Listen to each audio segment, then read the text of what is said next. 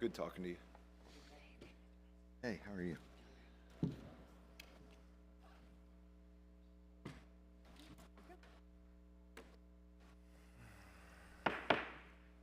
I call to order and welcome you to the Middletown, Ohio Special City Council meeting for the Tuesday, August 5th, 2025.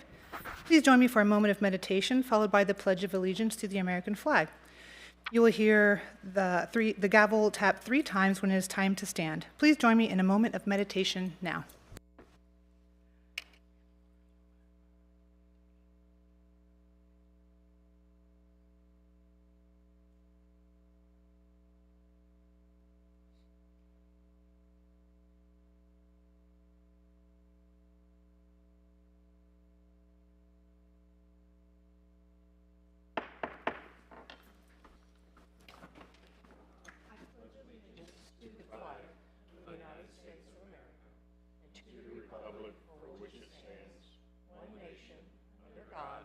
Indivisible, with liberty and justice for all.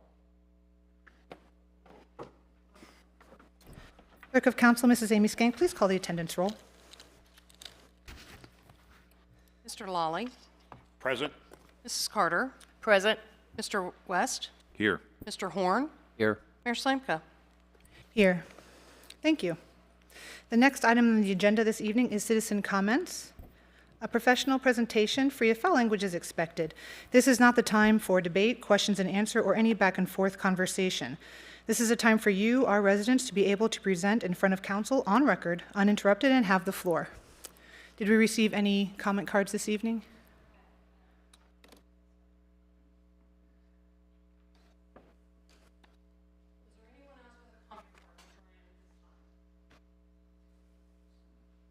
Thank you. We have one comment card this evening. And I will go ahead and prompt you for your next step. I would like to call Courtney Salentic to the podium, please. And you may stand or sit according to your preference. Please adjust the microphone and speak directly into the microphone at all times. And before we begin, please state your full name and Middletown residence, work address, or interest in the city for the record. You will then have 4 minutes of uninterrupted speech. Please commence. Okay, thank you. I'm Courtney Salentic. I live in Middletown, 109 Kensington Street. I just finished watching the Revitalized Downtown video, the discussion that happened in March, and it was really invigorating. I thought there was some really great comments about what to do with the historic buildings in Middletown, and I wanted to hear from council, hopefully something today in response about what is happening, because I'm a little confused about the new survey that was sent out. It was pretty obvious from the discussions that the Manchester is valued as an historic building in Middletown. And I know that there is a group that is trying to save the Manchester and think about different things to do. So I thought there was a ton of energy in the March conversation, and I'm wondering where it stands now. Maybe I'm missing the notices that come out on what's happening. So I'd love to know where to see what is happening and what the plans are versus demolishing and moving forward. Thank you. Yeah, so Courtney, on that, over the last few months, there have been a number of groups and citizens that have come forward saying, hey, we'd like to partner with the city. And so, with city manager, city staff, council, and some of those citizen-led initiatives, they've been meeting. And here, I think in the next few days, correct me if I'm wrong. April or August 11th. Yeah, there's going to be an RFQ that comes out. That way, if there's any prospective developers that want to come in and bid on, redevelopment, revitalization, we thought, let's get it out there. But for the most part, myself and I think most of the folks, if not all the folks up here, we wanted to prioritize a discussion with downtown and not just say, oh, we'll get to it. But so there's been a number of meetings on it. There's been a lot of discussion here at council meetings with it. But yeah, so later on this year, probably, I would say Q4 of the calendar year, we'll have another town hall. By then, the RFQ will have, closed, and we'll take a look at, what developers have bid.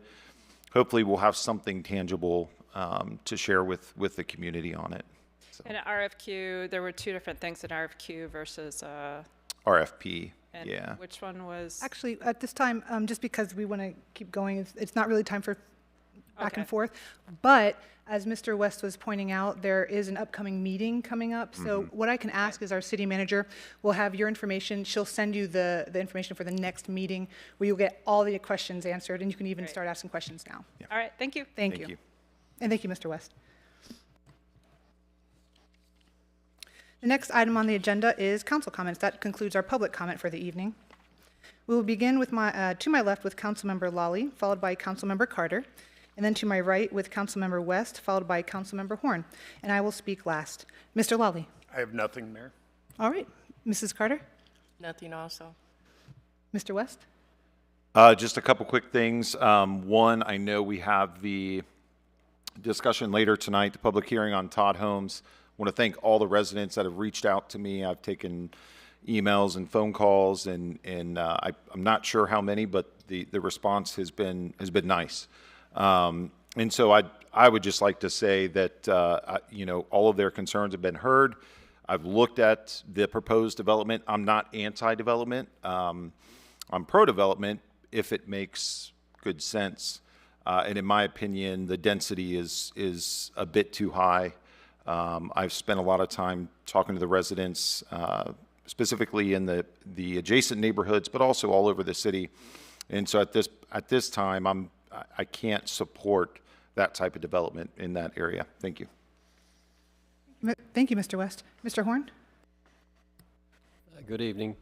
Just have a couple of arts announcements. Number one, the Middletown Arts Center is having their annual photography and digital exhibition, and it's this Friday, 6 to 8 p.m. over at the Middletown Arts Center. And then I was also sent a text, which is a kind of an exciting announcement on the SORG.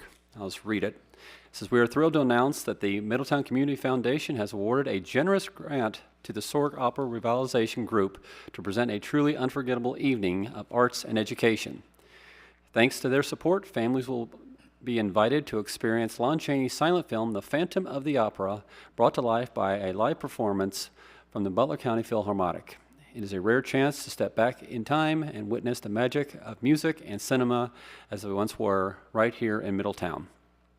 And then they thank them by saying, "We extend our heartfelt thanks to the Middletown Community Foundation for being a steadfast champion, supporter of the arts, and our mission to preserve and celebrate culture in our community." So we're seeing here that, again, as I said before, the fabric of our city is the arts, and we need to support that in the best way we can by attending them or donating or maybe volunteering. But those are two things that are happening on the on this event. I think it's on the SORG's website on when the event's happening, but it just shows also the SORG is working diligently not only to do the sweat equity of the building, but also trying to get those grants so our families and their children can enjoy things at the SORG to learn more about the arts. But to you, Mayor. Thank you, Mr. Horn. One of the things I wanted to talk about tonight was the fact why we started early this evening at 4 p.m. instead of the regular 5:30, and that's because tonight is National Night Out, America's Night Out Against Crime, hosted by our Middletown Police Department. It's an annual community-building campaign that promotes police-community partnerships and neighborhood camaraderie. This is a completely free, family-friendly event, and it is happening tonight at Smith Park, located at 500 Titus Avenue from 5 p.m. to 9 p.m., and we hope to see you there. There will be free health screenings, education, influenza vaccinations, and more by Premier Health at the Midpoint Library Middletown's parking lot tomorrow, Wednesday, August 6th, from 3 p.m. to 6 p.m. for adults. For more information, please visit midpointlibrary.org. Are you a teenager, or do you have teens in your life who love art or want to get started? Join the fun, welcoming space for teen creatives to connect, create, and explore at the MAC, our Middletown Art Center, every other Thursday. Come try out drawing, painting, sculpture, digital art, and more. All supplies provided, and the event is totally free. The upcoming 2 teen art groups are this Thursday, August 7th from 6 p.m. to 7 p.m., and then August 21st at the same time at the MAC, located at 130 North Verity Parkway. So they can be sure to have enough supplies. If you plan on attending, please do RSVP to 513-424-2417. The Ohio Department of Public Safety, along with our Middletown Police Department and the Hope Line, is holding their final Resource Carnival of the year this Friday, August 8th, from 11 a.m. to 1 p.m. at our newly renovated and beautiful Oakland Park, located at 523 Baltimore Street. This is a free, family-friendly event with food, resources, and support for substance use, recovery, mental health, and wellness. For more information, please call Victoria Hensley with the Hope Line at 513-309-2934. Also this Friday, August 8th, I believe this is what you were speaking about, Mr. Horn, at the MAC in the lobby gallery is the opening, well, it's something similar to the works by Kate Uranek. This reception is free to enter and open to the public.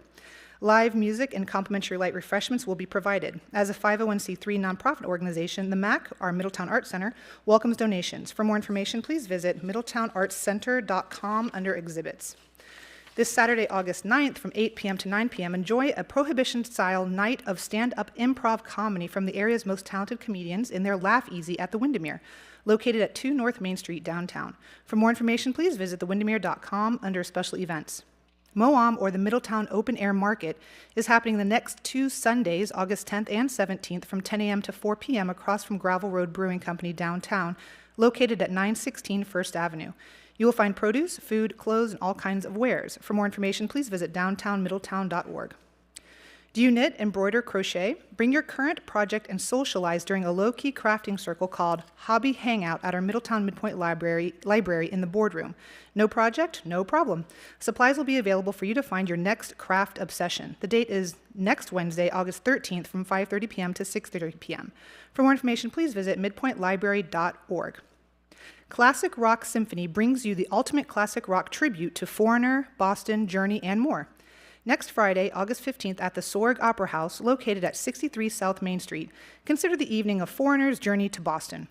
The box office opens at 6 p.m., doors at 7, and the show begins at 8 p.m. For tickets and more information, please visit sorgoperahouse.org. Please save the date for a couple of events coming up in Middletown. First is Hops in the Hangar. It is the Epic Craft Beer and Aircraft event in Southwest Ohio, coming up Saturday, August 23rd. Tickets are on sale now. For more information and to purchase tickets, please visit hopsinthehangar.com. Please also save the date for Dog Day Downtown, coming up Friday, September 12th. It's a day for the dogs with loads of free treats for your pooch, dog-themed vendors, activities, DJs, and more. For more information, please visit downtownmiddletown.org. As a reminder, the City of Middletown accepts applications for our boards and commissions throughout the year. So if there is something that you would have an interest in and wish to give back to your city in this way, please do submit your application. To learn more, please visit the city's website at cityofmiddletown.org.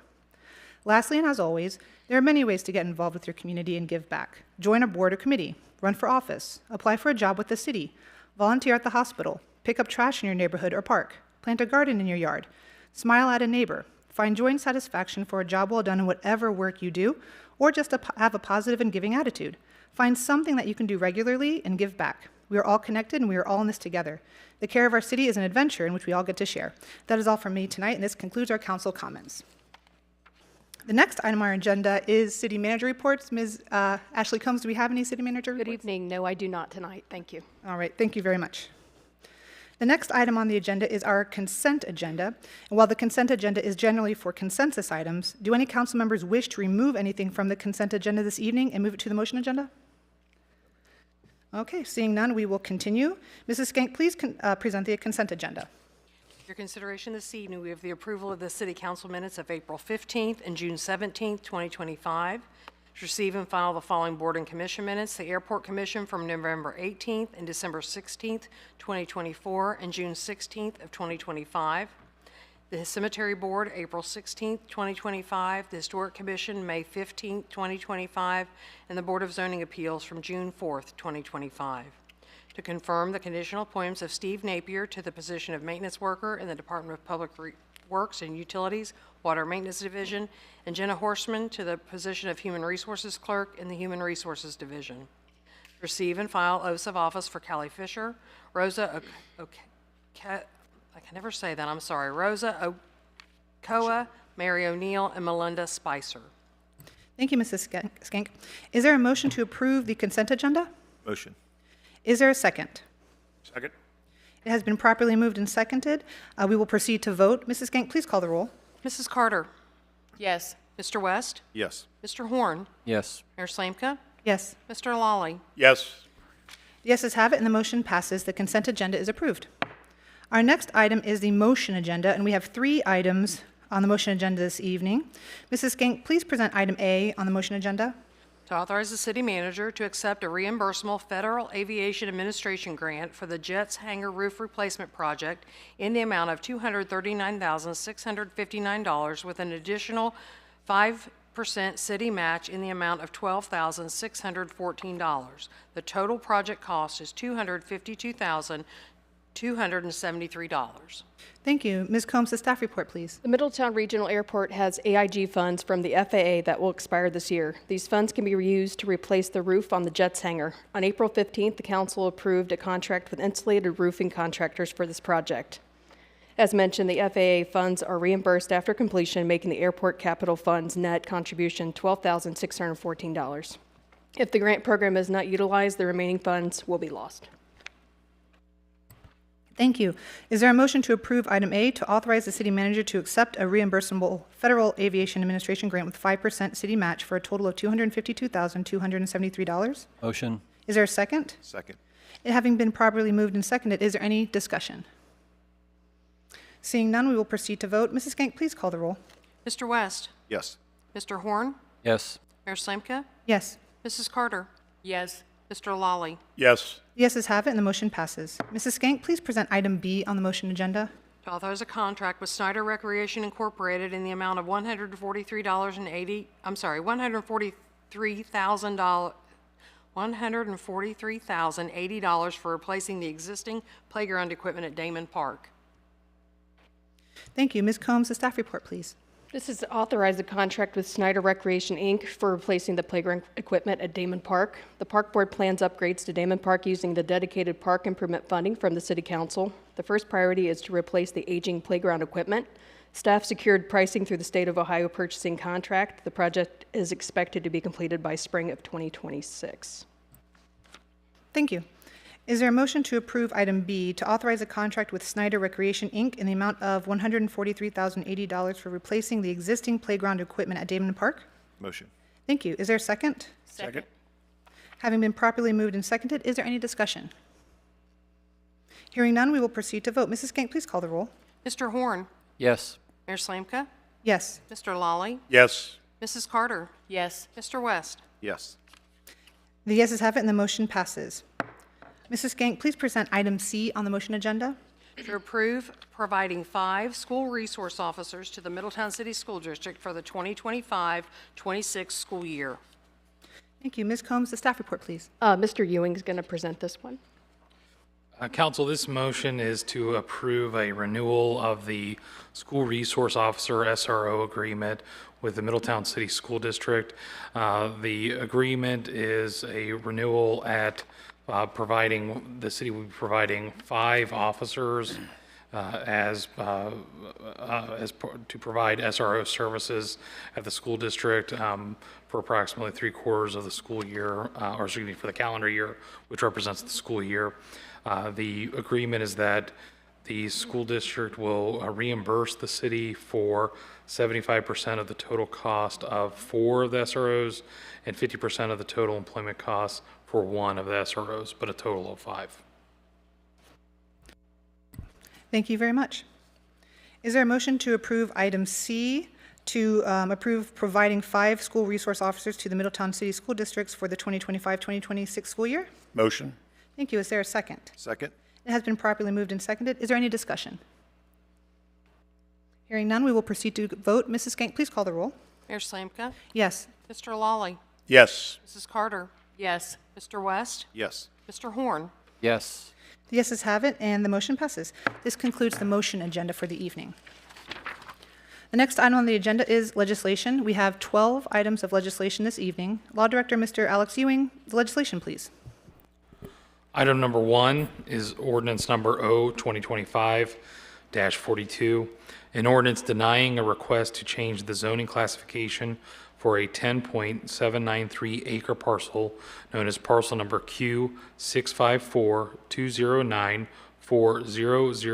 Q6542094000008, located on Hendrickson Road from I-1 Industrial Park District to PD Plan Development District and not approving a preliminary development plan for construction of a 124-unit assisted living facility and a 144-unit multifamily apartment complex. Second reading. Thank you. Ms. Combs, do you have anything to add? Nothing further to add. Thank you. Thank you. Is there a motion to approve the ordinance? Motion. Is there a second? Second. It has been properly moved and seconded. Is there any discussion?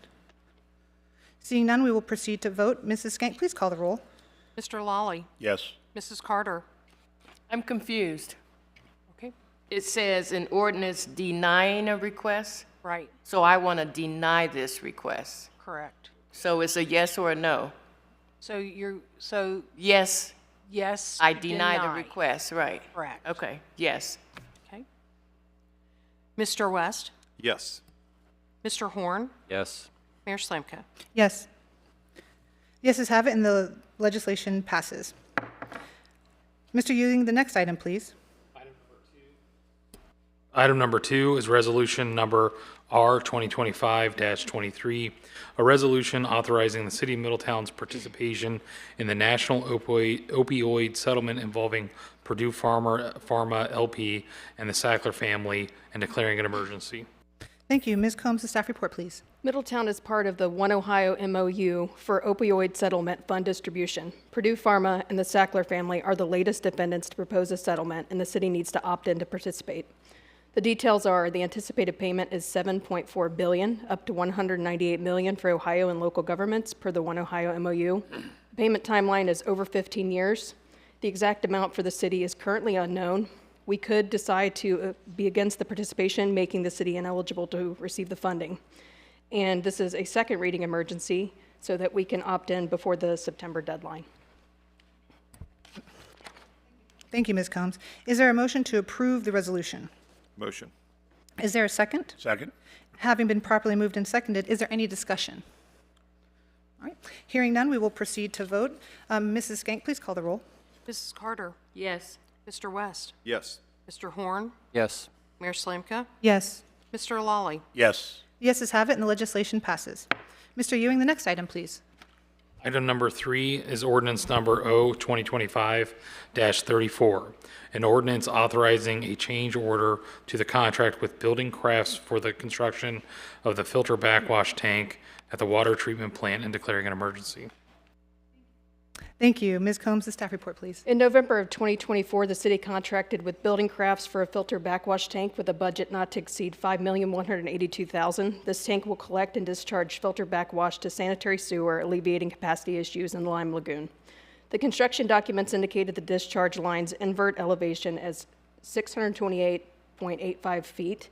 However, the actual elevation is 2.46 feet lower, necessitating additional earthwork for lowering the tank and excavations for pipe connections. The change requires more concrete and rebar with a cost of $161,385 quoted by the contractor. The additional costs are not the contractor's responsibility, making the change order necessary. Legal counsel is currently reviewing the design contract for potential cost recovery. Change order number 1 will again cost $161,385 or 3.1% increase over the original contract price. Funds are available in the Water Capital Fund. And this is emergency legislation, so we can pay for the completed work. Thank you, Ms. Combs. Is there a motion to approve the ordinance? Motion. Is there a second? So moved. It has been properly moved and seconded. Is there any discussion? Yes. Mr. Horn. Council, have you talked to the engineer about their errors and omissions insurance? We're still reviewing that. I can provide a more detailed update, but I prefer to do that in a confidential setting, if that's. Okay, because my problem with that is we pay this, and in my mind, the engineer, this is something that should have been under their errors and omissions. The claim that they used our drawings, existing drawings, and just put their layers on top of that and didn't go out into the field and do due diligence by doing the measurements and all the necessity things that they are paid to do as engineers and architects.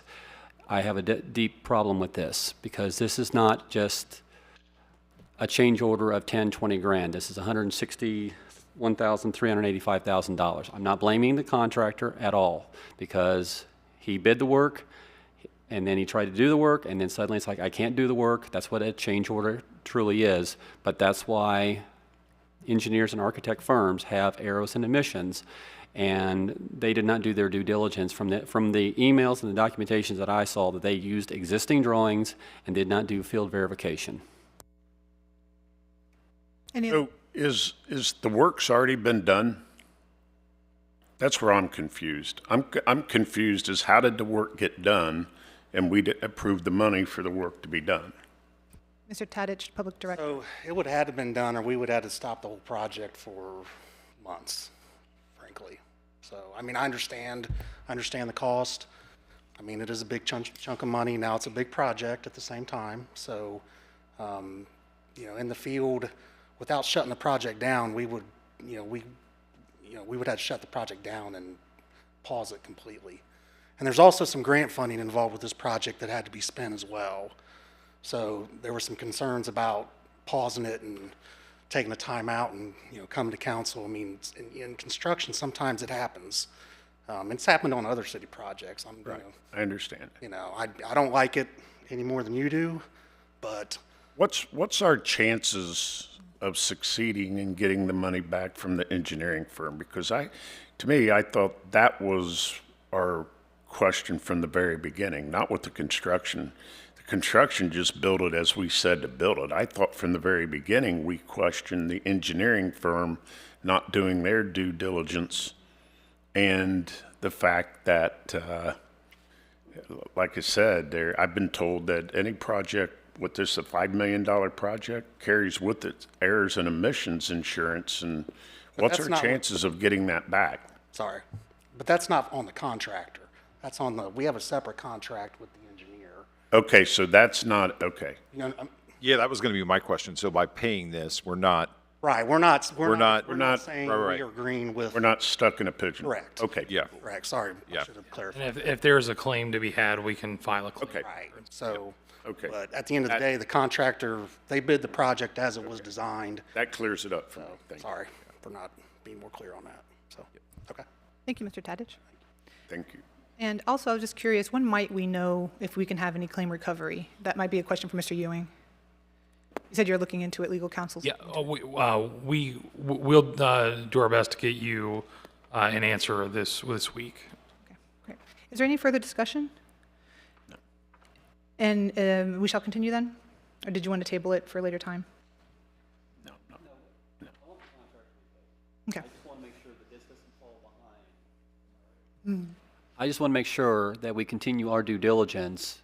And I'm not trying to go after any firm or anything like that. I just have I have a background in this. And when I did a large project, the engineering firm I was working with, they actually they would issue change orders instead of having their arrows and emissions insurance attacked just to keep the project flowing.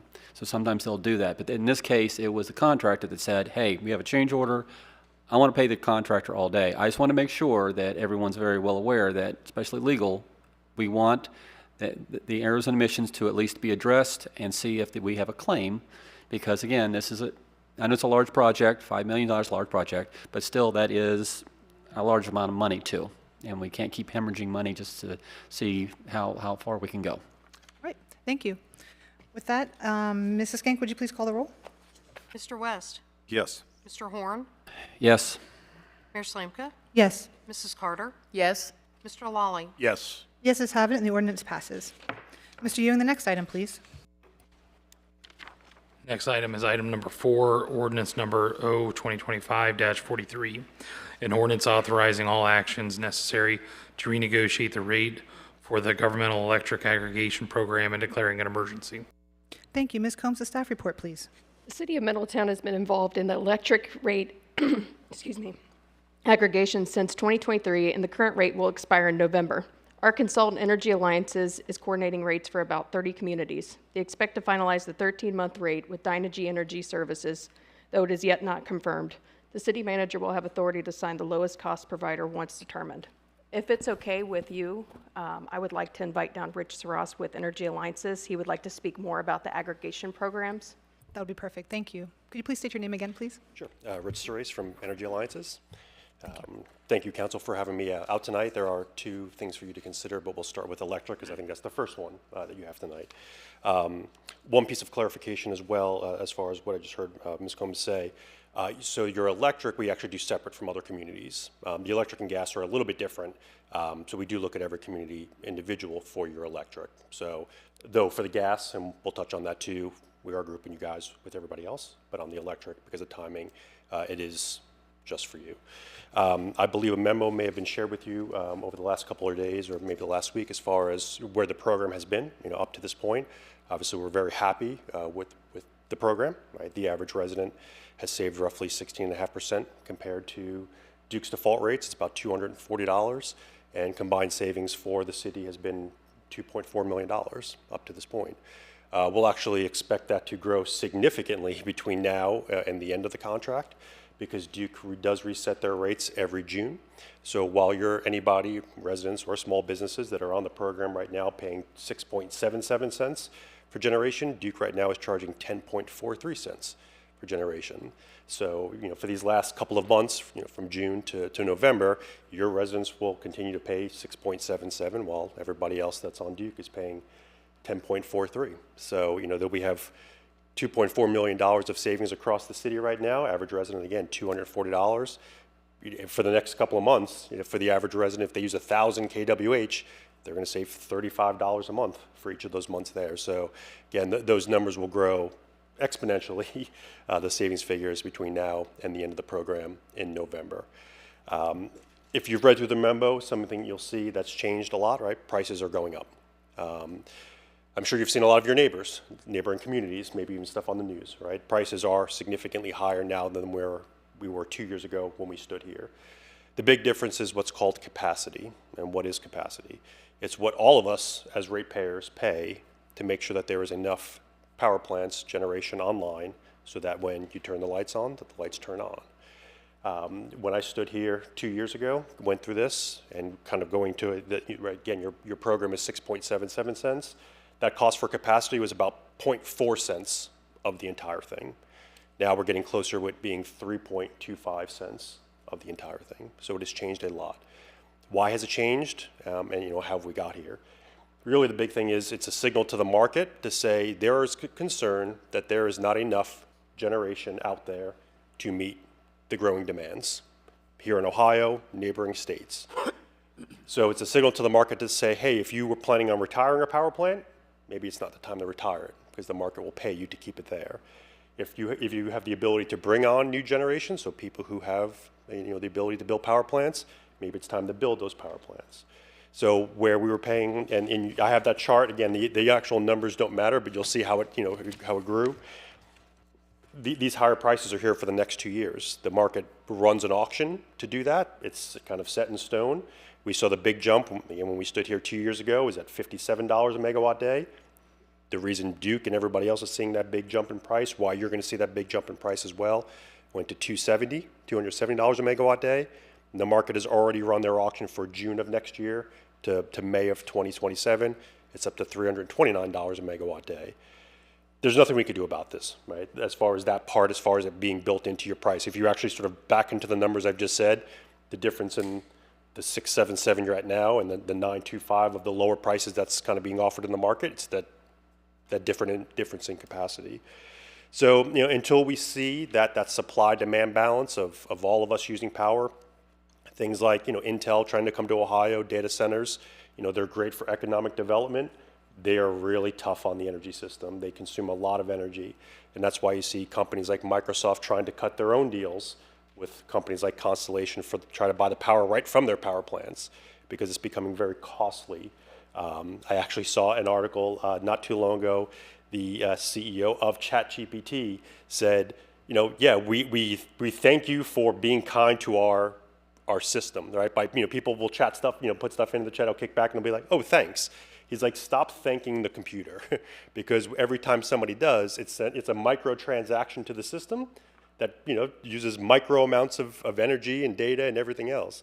So it's pretty much like, stop doing that. So again, everything we're doing, things we're seeing as far as growth, economic growth, here in Ohio and other states are putting that pressure on the system, and that's really the big reason why you're seeing the higher prices. That last page showed the RFP.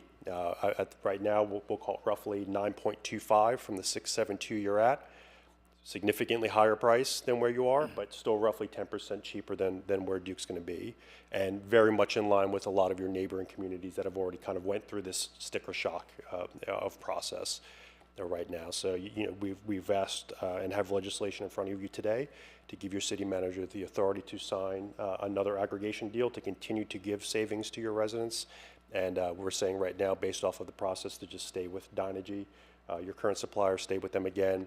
And we're saying 13 months right now. Instead of November to November, we're suggesting November to December of next year. It shaves a little bit off the price to take another winter month. In typical Rich fashion, a lot of words very quickly. I will stop and answer any questions before you vote. Any questions from council? So will that work with my 9 brothers and sisters to tell all of them to quit saying thank you on text messages? Yeah, I think anything we could do. Right? So realistically, a Middletown resident sees a decent savings on a per month basis. Is there like a ballpark figure? I know we can't hold you to a dollar. So based off the prices we're seeing right now, again, the average resident starting in December would be, let's call it $12 a month. Right now, they're saving $35. So about $12 a month, did you say? Yeah. Okay, Yeah. and that's good. Yeah, I mean, it's still around a 10% savings compared to Duke when the program renews and would be the December bill at this point. Thank you. Any other questions or comments? And at this point, if residents want to get in touch, ask questions, find out how to opt in or opt out, whatever they might need, how do they best contact? Yep, so they can reach out to us directly. I believe you have a link on our website. We have a page on our website dedicated just to the city, so you can go to that. Again, I believe there's a link on your website. They could call us, 513-794-5555. They can email us at ops@energyalliances.com, or they can go to energyalliances.com, and again, they can get right to that dedicated page that we have for the city. Thank you very much. If there's no further comment or questions, then we will continue to vote. Mrs. Skank, please call the roll. We'll need a first and a second. Oh, sorry. Nope. Sorry. Thank you for that. And now, is there a motion to approve the ordinance? Motion. Is there a second? Second. It has been properly moved and seconded. Is there any discussion? Seeing none, we will continue to vote now. Mrs. Skank, please call the roll. Mr. Horn, Yes. Mayor Slanka, Yes. Mr. Lawley, Yes. Mrs. Carter, Yes. Mr. West. Yes. The yeses have it, and the motion passes. Mr. Ewing, the next item, please. Item number 5 is ordinance number O-2025-44, an ordinance authorizing all actions necessary to renegotiate the rate for the governmental natural gas aggregation program and declaring an emergency. Thank you. Ms. Combs, do you have anything to add? I do not. Rich, do you? Thank you. Thanks for having me again. So as far as natural gas, your program does expire this October. So we've went out and looked at rates. This is a case where we have bundled the city of Middletown with, right now we're looking at 36 other communities. We still have a few meetings to kind of get through, but up to this point, 25 have signed already at the 0.6499, staying with AEP again. So that's the legislation we have for you today. The electric and gas is a little bit different. You know, the big thing around the gas is the stability. So Duke's rates change every month. So where we have on the electric side, for the most part, it's set for 12 months at a time. Duke's rates can swing pretty wildly. That chart on the memo, I believe that you have as well, shows that even just over the last 12 months, Duke's rates have gone anywhere from 55 cents to $1.20 almost. Over the last 4 years, they've went from 30 cents to $1.20. So obviously wide variations depending on really what happens, in the winter, what happens supply demand, global economics, that kind of thing. So, we're saying again, I'll round it up to 65 cents to stay with AEP. We feel it's a good deal going into this winter. We're estimating Duke's going to be somewhere around between 70 and 80 cents. This winter, we have some other scenarios we're running that could potentially be even more than that, depending on how the winter shakes out. But up to this point, since last fall, the average resident has saved about 7.5%, while giving them that kind of ceiling price where Duke can offer that. So again, making the recommendation to continue your aggregation program, starting in October will be the November bill. This one we will only do for 12 months. Main reason for that, Duke is completely changing how they do their gas supply costs starting in the spring.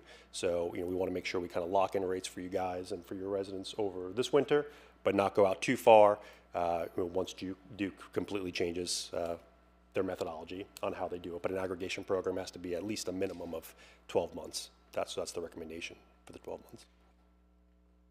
Thank you. Are there any questions or comments at this time?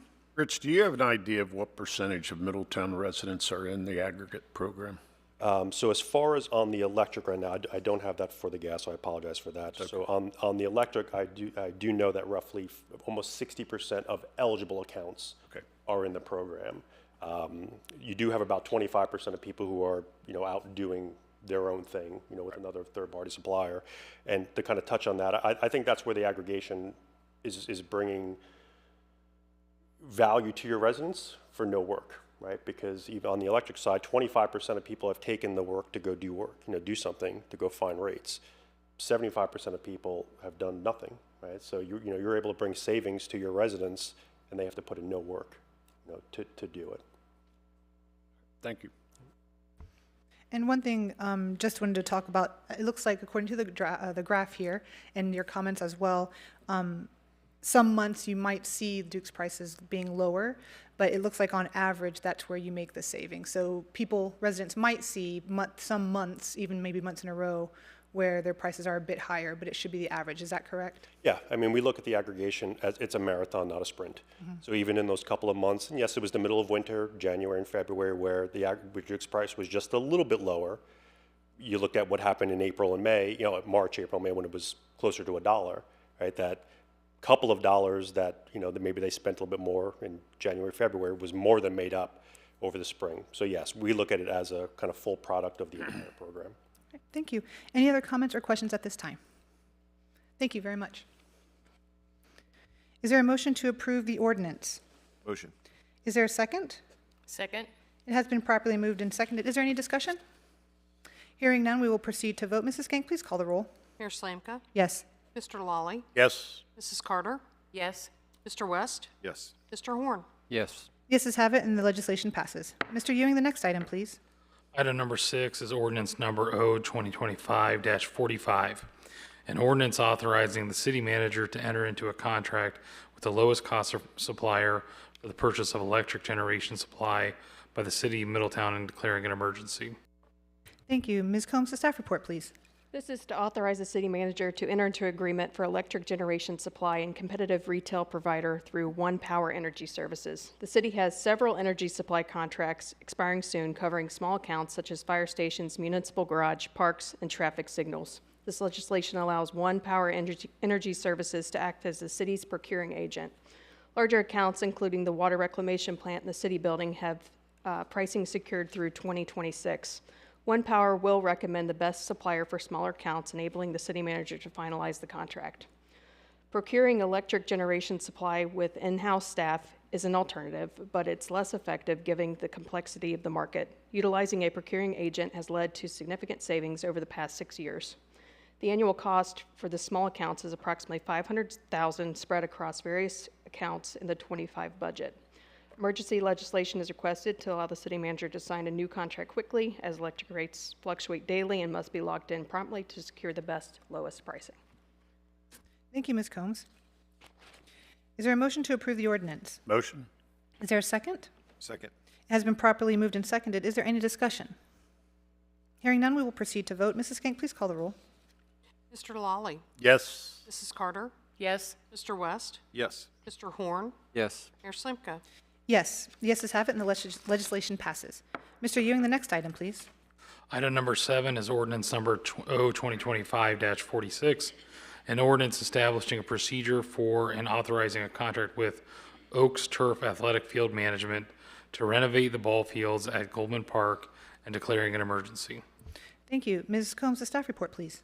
This is to authorize a $116,500 contract with Oaks Turf Athletic Field Management for renovating the ballparks at Goldman Park.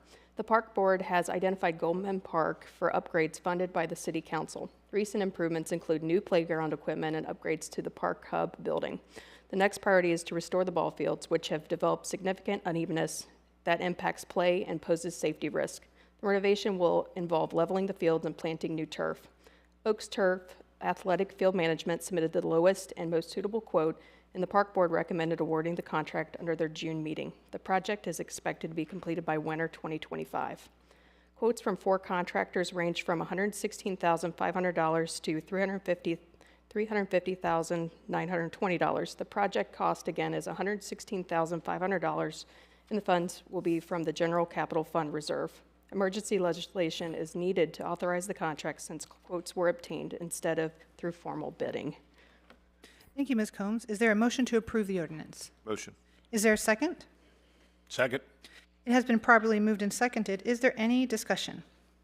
Yes. Why is this declared an emergency? So, a couple different reasons. So,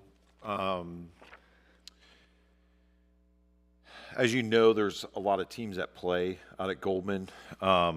There was some, we worked with Charlie and Scott on this, with the park board did, to try and, Goldman's a massive park, and the fields have been, it's a safety issue. So they knew going into it, something would have to be done with the fields.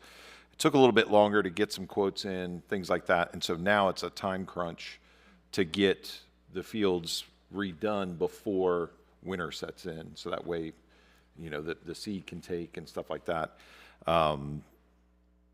Kind of the same thing with, some of the other playground and park stuff that we've done in the past.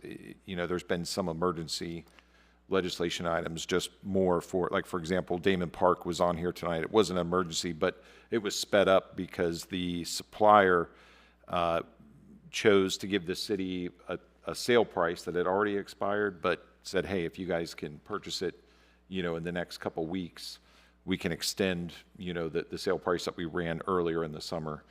But this is specific timing, for the athletic fields, for the baseball clubs that play there. And this comes out of the park board money that was set aside a couple years ago by the previous council.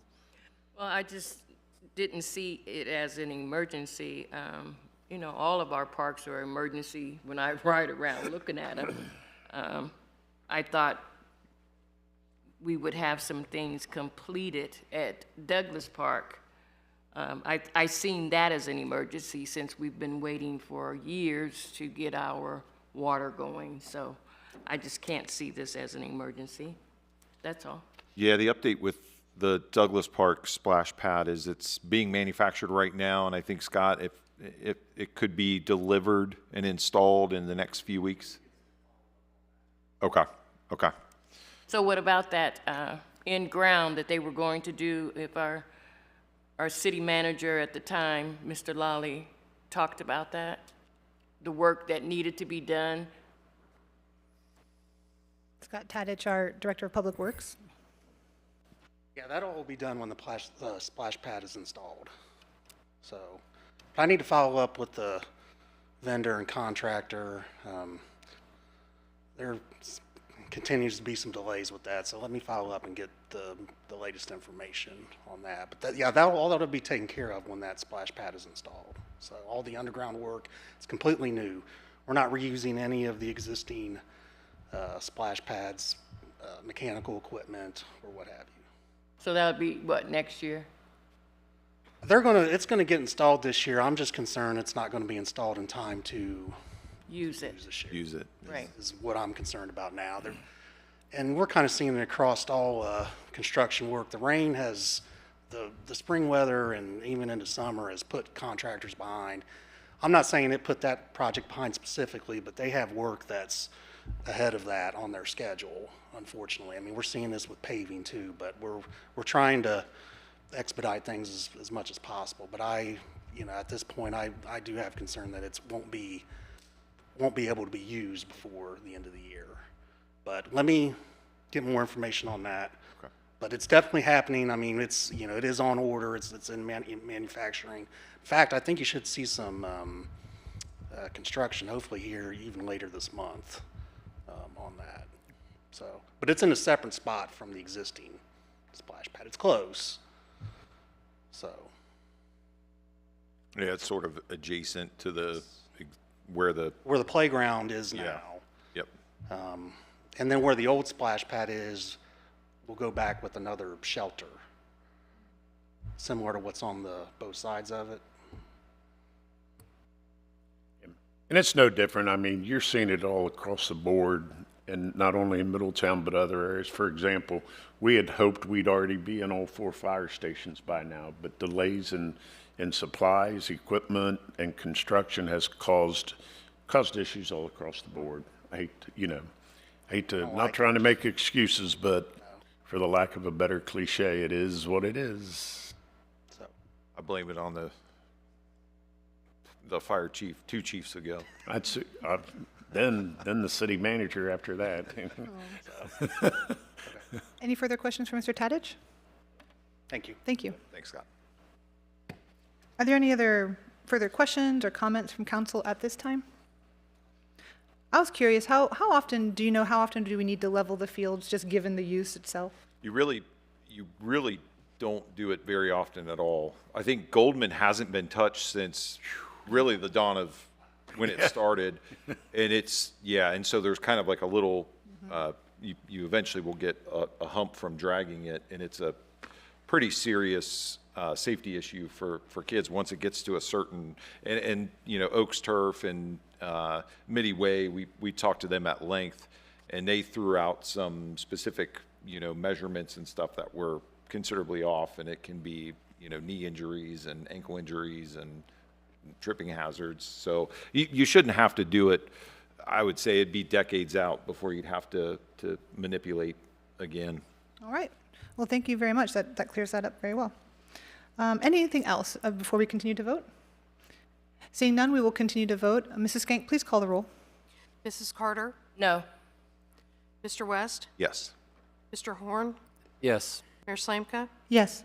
Mr. Lawley? Yes. Yeses have it, and the legislation passes. Mr. Ewing, the next item, please. Item number 8 is ordinance number O 2025-47, an ordinance establishing a procedure for and authorizing a contract with Statewide Ford for the purchase of 5 2025 Ford Police Interceptor utility vehicles for the Division of Police and declaring an emergency.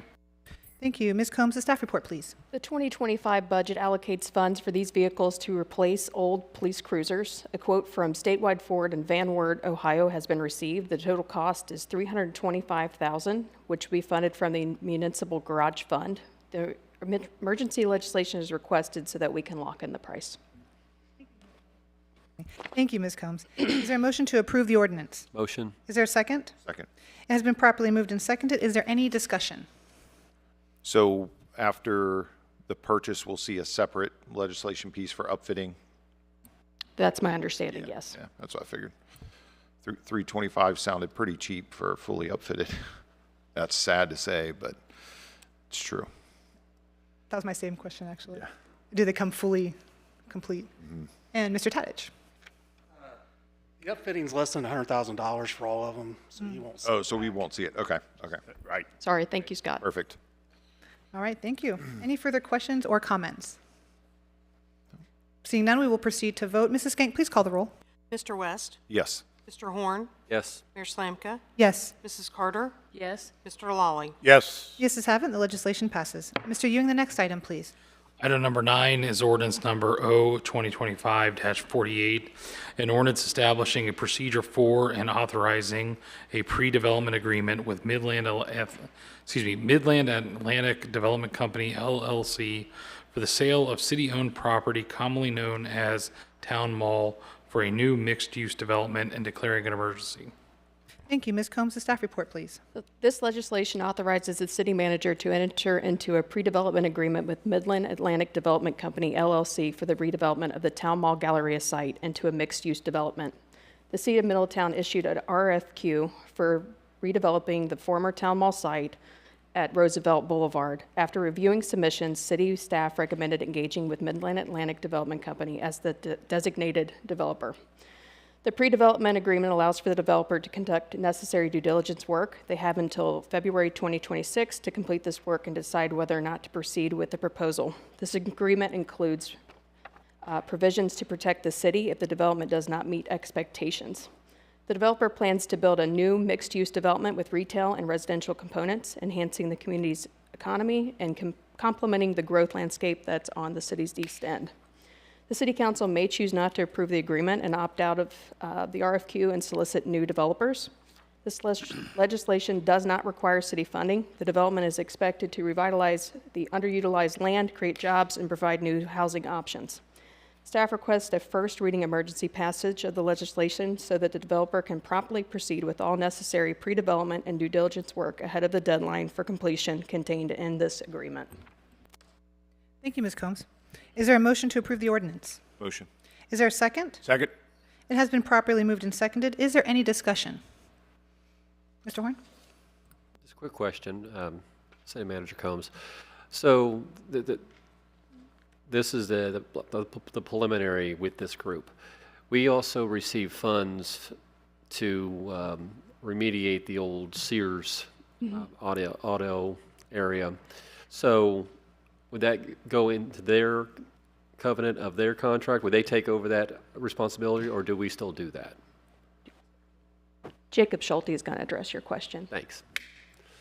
Mayor, members of council, specific to that question, yes, that's still under our bailiwick and our wheelhouse. So ideally, with this pre-development agreement, now that we would become engaged with Midland Atlantic Properties, we would work in tandem with them to go through that scope of work on the demolition, on the remediation. We want to ultimately work through those demolition funds to make sure that that demolition work and remediation aligns with their ultimate goal for the property.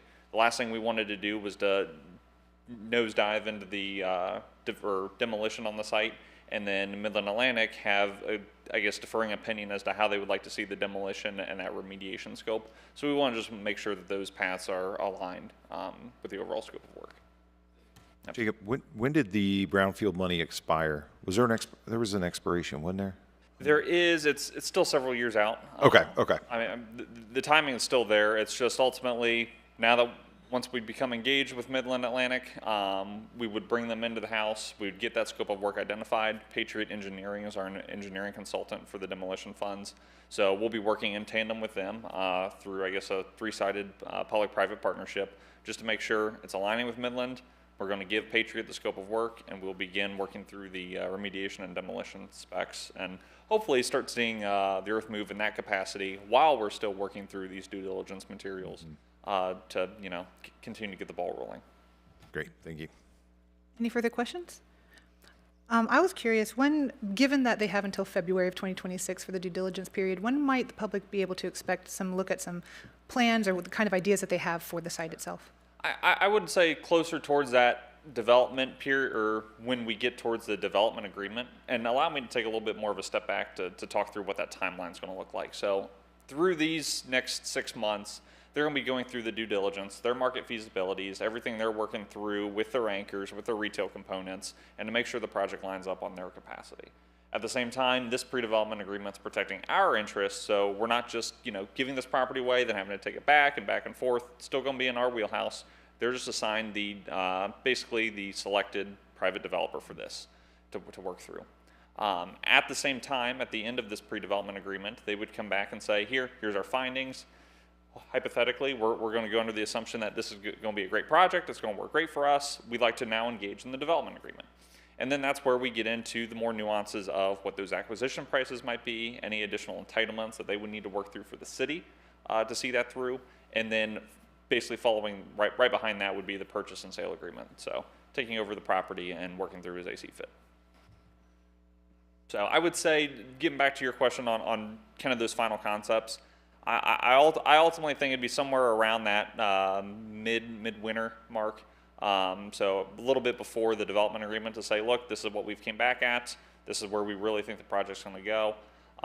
Ultimately, we've been trying to, because we're still pretty on the high-level conceptual stage, they really didn't have a whole lot more, I guess, breadth to show. But, as this pre-development agreement goes through and proceeds, hopefully having a lot more conceptual renderings, get the community and the region excited for how this can complement what we're doing on the east end. Wonderful. That sounds great. Thank you. Absolutely. Any further questions or comments? Yep. Yes. Just say you guys are doing a great job on this. It's great to see that we still have staff members who are working diligently on this, who are making it work right, contrary to what the newsprint may have said this morning and what social media says. You guys are doing a great job. Keep it up. I think this whole project is in the hands of very capable staff members. Thank you, Mr. Lally. Very well said. Thanks, Jacob. Appreciate it. All right, if there are no other further comments or questions, we will proceed to vote. Mrs. Skank, please call the roll. Mayor Slanka? Yes. Oh, I'm sorry. Yes, Mayor Slanka. Mr. Horn? Yes. Mr. Lally? Yes. Mrs. Carter? Yes. Mr. West? Yes. Yeses have it, and the legislation passes. Mr. Ewing, the next item, please. Item number 10 is ordinance number O-2025-49, an ordinance approving and authorizing the execution of a tax increment financing agreement for the Cristo Townhomes Incentive District, approving related matters and declaring an emergency. Thank you. Ms. Combs, the staff report, please. This legislation authorizes the city manager to enter into a tax increment financing agreement with the Middletown Port Authority for public infrastructure development related to the Towns of Lincoln Village project. Earlier this year, the City Council approved an ordinance establishing an incentive district TIF to support the construction of 59 townhomes at the Towns of Lincoln Village. The Middletown Port Authority will manage the construction of the public infrastructure improvements, with the TIF district reimbursing related expenses as funds become available. JO Development Group has been engaged as the construction manager. No funds are required from the city. The development will revitalize vacant land, reinvest in urban properties, and provide new housing options. Staff requests an emergency first reading of the legislation to allow for prompt construction of public improvements this fall. The full legislative process has already occurred prior to the incentive district being created. Thank you, Ms. Combs. Is there a motion to approve the ordinance? Motion. Is there a second? Second. It has been properly moved and seconded. Is there any discussion? Seeing none, we will proceed to vote. Mrs. Skank, the roll, please. Mayor Slanka? Yes. Mr. Lally? Yes. Mrs. Carter? Yes. Mr. West? Yes. Mr. Horn? Yes. Yeses have it, and the legislation passes. Mr. Ewing, the next item, please. Item number 11 is resolution number R-2025-24, a resolution to accept certain collateral from Primo Middletown LLC as full satisfaction of debt and declaring an emergency. Thank you. Ms. Combs, the staff report, please. Mr. Ewing will be presenting this one. The purpose of the legislation is to approve an agreement with Primo Middletown LLC to resolve its debt owed to the city under the 2022 forgivable loan agreement. The city and Primo Middletown LLC executed a forgivable loan in the amount of $200,000 in 2022. Primo recently ceased operations, which is a material default of the loan obligations. The city has a security interest in all furniture, fixtures, equipment, and other personal property of Primo. The current amount owed to the city under the loan agreement and promissory note is $219,000. To avoid costly litigation, the law director proposes negotiating an agreement with Primo whereby they will surrender all furniture, fixtures, equipment, and other personal property in satisfaction of the debt. Once the city has possession, it can determine the best reuse. This is submitted as an emergency passage. Emergency passage is requested on August 5th to get this resolved as quickly as possible. Thank you. Is there a motion to approve the resolution? Motion. Is there a second? Second. It has been properly moved and seconded. Is there any discussion? Yes. Mr. Horn? This is just a thought. Is this collateral that we have, which is, I'm assuming, cooking equipment, furniture, everything that a restaurant needs, that we think about the people who own the property and who is going to have to bring a restaurant in there because it's going to be nothing but a restaurant. So it's just a thought for the Mormons, Linda and Jay, who own the building. They're going to have to now lease this because now, since May, they have not been receiving payment for, their property. So just a thought. I mean, yes, you can get some funds out of this, but it's all used. So this is just a thought. Thank you, Mr. I would agree with that. Me too. Thank you. Any other further comments or questions? Hearing none, we will proceed to vote. Mrs. Skank, please call the roll. Mr. Lawley, Yes. Mrs. Carter, Yes. Mr. West, Yes. Mr. Horn, Yes. Mayor Slanka. Yes. The yeses have it, and the legislation passes. Mr. Ewing, the last legislative item, please. Item number 12 is resolution number R 2025-25, a resolution to make adjustments to appropriations for current expenses and other expenditures of the City of Middletown, Counties of Butler and Warren, State of Ohio for the period ending December 31st, 2025. Health Fund for OWDA reimbursable grant, first reading. Thank you. Ms. Combs, the staff report, please. This is to request a supplemental appropriation of $150,000 for the health fund related to the Household Sewage Treatment Systems OWDA grant. The Department of Health received a reimbursable grant from the Ohio Water Development Authority OWDA for the 2025 Household Sewage Treatment Systems HSTS Repair and Replacement Program. A supplemental appropriation is needed to access these funds as the grant was not anticipated during the budget preparation. The project is set to be completed by December 31st of 2026. Thank you, Ms. Combs. As this is a first reading, there is no action to be taken at this time. However, is there any discussion from council? Hearing none, we will proceed, and this concludes the legislation for the evening. Next on the agenda are two public hearings. The first public hearing is regarding the Roosevelt Ridge TIF. Law Director Alex Ewing, you have the floor for the swearing in. Oh, I'm sorry, forgive me. No. The public hearings will not start until 5:30. Oh, okay, so at this We will point. take a recess. Okay, thank you. So what was said, Can we do unfinished business and new business? are we able to change the agenda and take care of other business first? That's a good suggestion. If that works, then we will go ahead and move on to unfinished business. At this time, do any council members have anything they would like to bring up under unfinished business? Mr. Horn? And can we just, by the next meeting or by the September meeting, can we get a Alta Fiber update on where they're at in the city? Specifically at the central area near the old hospital? Yeah, and hopefully, because I have a lot of residents asking me specifically, when is my street going to get it? And I know that may be tough, but if they could narrow it down in a time frame, that would help answering some questions. I keep putting my address in, they keep telling me no. Yeah. I thought I'd ask. For the residents, for the rest of the citizens too, of course. Thank you, Mr. Horn. Are there would any other council member like to bring up anything under I have one thing, and I'm Lally. going to bring this up under old business because I do essentially see it as old business because we have discussed it before and has to do with the school resource officers.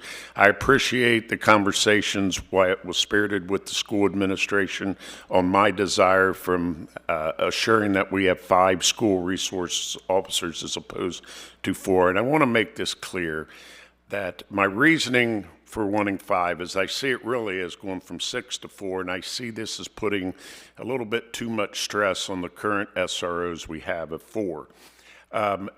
For me, it is clearly a public safety issue. I did this, and I was adamant that we keep 5 because I think we need to do everything we can in this day and age to keep our school children safe, to keep the school staff safe, to keep the teachers safe, and to keep the officers safe, and ultimately to keep the citizens of Middletown safe. Because I see it as, when in my almost 40 years in public safety, anytime you reduce public safety staff, it has a negative result. I've seen it time and time again over my career in public safety. And I just don't think this was the time to do that. I understand school administration's reasoning, and I'm okay with that. But at the end of the day, my intentions weren't to drive a wedge or anything between the city and the school. It was clearly one of public safety. And once again, whenever I've seen a reduction in public safety, especially in fire and police, that you see negative results. And I just think we're both entities, the school and the city are in a financial position today to be able to afford that fifth officer. So I just want to make sure I made that point, and hopefully the school board will agree with us, and so we can get rolling when school opens up here in a couple weeks. I'm very grateful for that, actually. Having spoken with our acting chief, having spoken with legal, I definitely also see the benefits of having our own Middletown officers in our schools. They know the kids, they know the families, they know the school buildings themselves. It's just safer that way as well. So I'm very grateful for the work that's been done to bring a conclusion to this. Anything else under unfinished business? All right, so that will conclude unfinished business. Next item would then be new business. Do any council members have any new business this evening they'd like to bring up? Okay. Hearing none, that would conclude new business. At this point, we will take a 20-minute recess to reconvene at 5:30 for public hearings.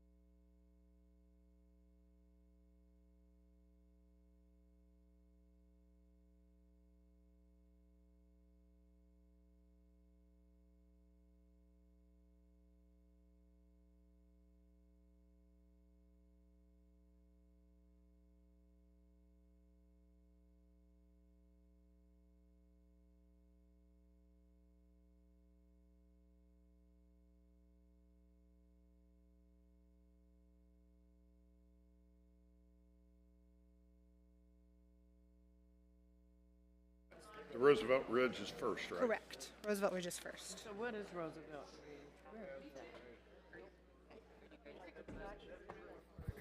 That's a good move.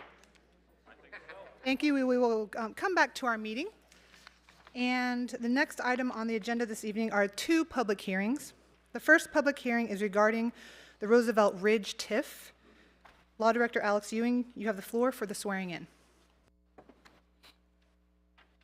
Anyone who would like to speak on the Roosevelt Ridge TIF item, please stand and I would administer an oath. Do you solemnly swear that any statement you made in the public hearing will be true, the whole truth, and nothing but the truth, so help you God? I do. All right, thank you. Next, I would like to invite Jacob Schulte from our Community and Economic Development Department to the podium for the staff report. Thank you, Mayor. Good evening, Mayor, members of council, and the general audience. Before you tonight is the public hearing for the Roosevelt Ridge Incentive District TIF. This is one step in the process as we move forward with developing out this incentive district TIF. And give me just a second here. Do we have a next slide? Yep. There it goes. Okay. Exhibit A, what you see before you is the boundaries of that said incentive district TIF. So the proposed legislation commences the legislative process for this incentive district TIF by announcing the required public hearing on the matters and authorizing the delivery of required notices for the local school district, JVS, and all the adjacent property owners. This TIF is a 10-year, 75% TIF. It's an incentive district TIF as its regard for the public infrastructure improvements relating to the Roosevelt Ridge development by Brandon Holmes. This TIF is a reimbursement TIF for any of those public infrastructures and public utilities as they go to put in the streetway, all those sidewalks and curbs. All those funds would be recouped through the basically collection of special assessments on all the properties within the TIF district there that you see. And then it would just continue to get reimbursed back to the developer, the construction manager at risk, who would be assigned following the creation of this incentive district TIF to Brandon Holmes and their subsequent development partners. So this incentive district TIF, as opposed to a general project TIF, which would be for more non-residential projects, requires this public hearing prior to the city council passing legislation formally creating the district. Public hearing tonight is in accordance with statutory requirements and timelines. In this case, this ordinance for the development, the ordinance for the development itself will come before council on September 2nd for a first reading, followed by a second reading emergency vote on September 16th. That would then create the incentive district TIF, and then we'll also have subsequent agreements for the actual development thereof for the public infrastructure.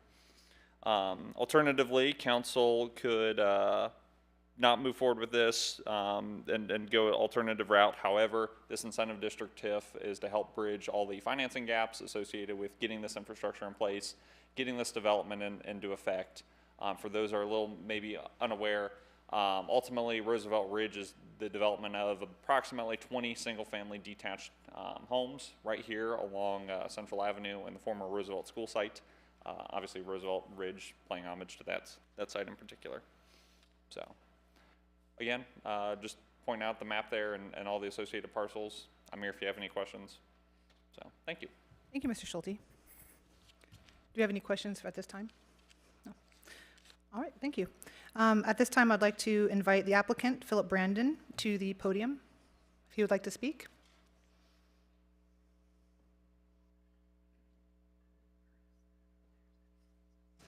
Do I get it sworn in? Yes, you, if you didn't already swear in, then we can do the swearing in now. Mr. Ewing, would you please swear him in? Yes.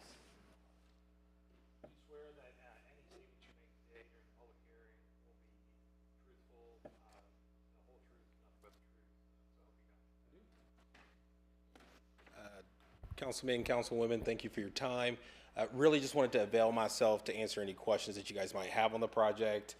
Offering a little context, I think most of the folks that are on the council have been a part of this process, of this journey.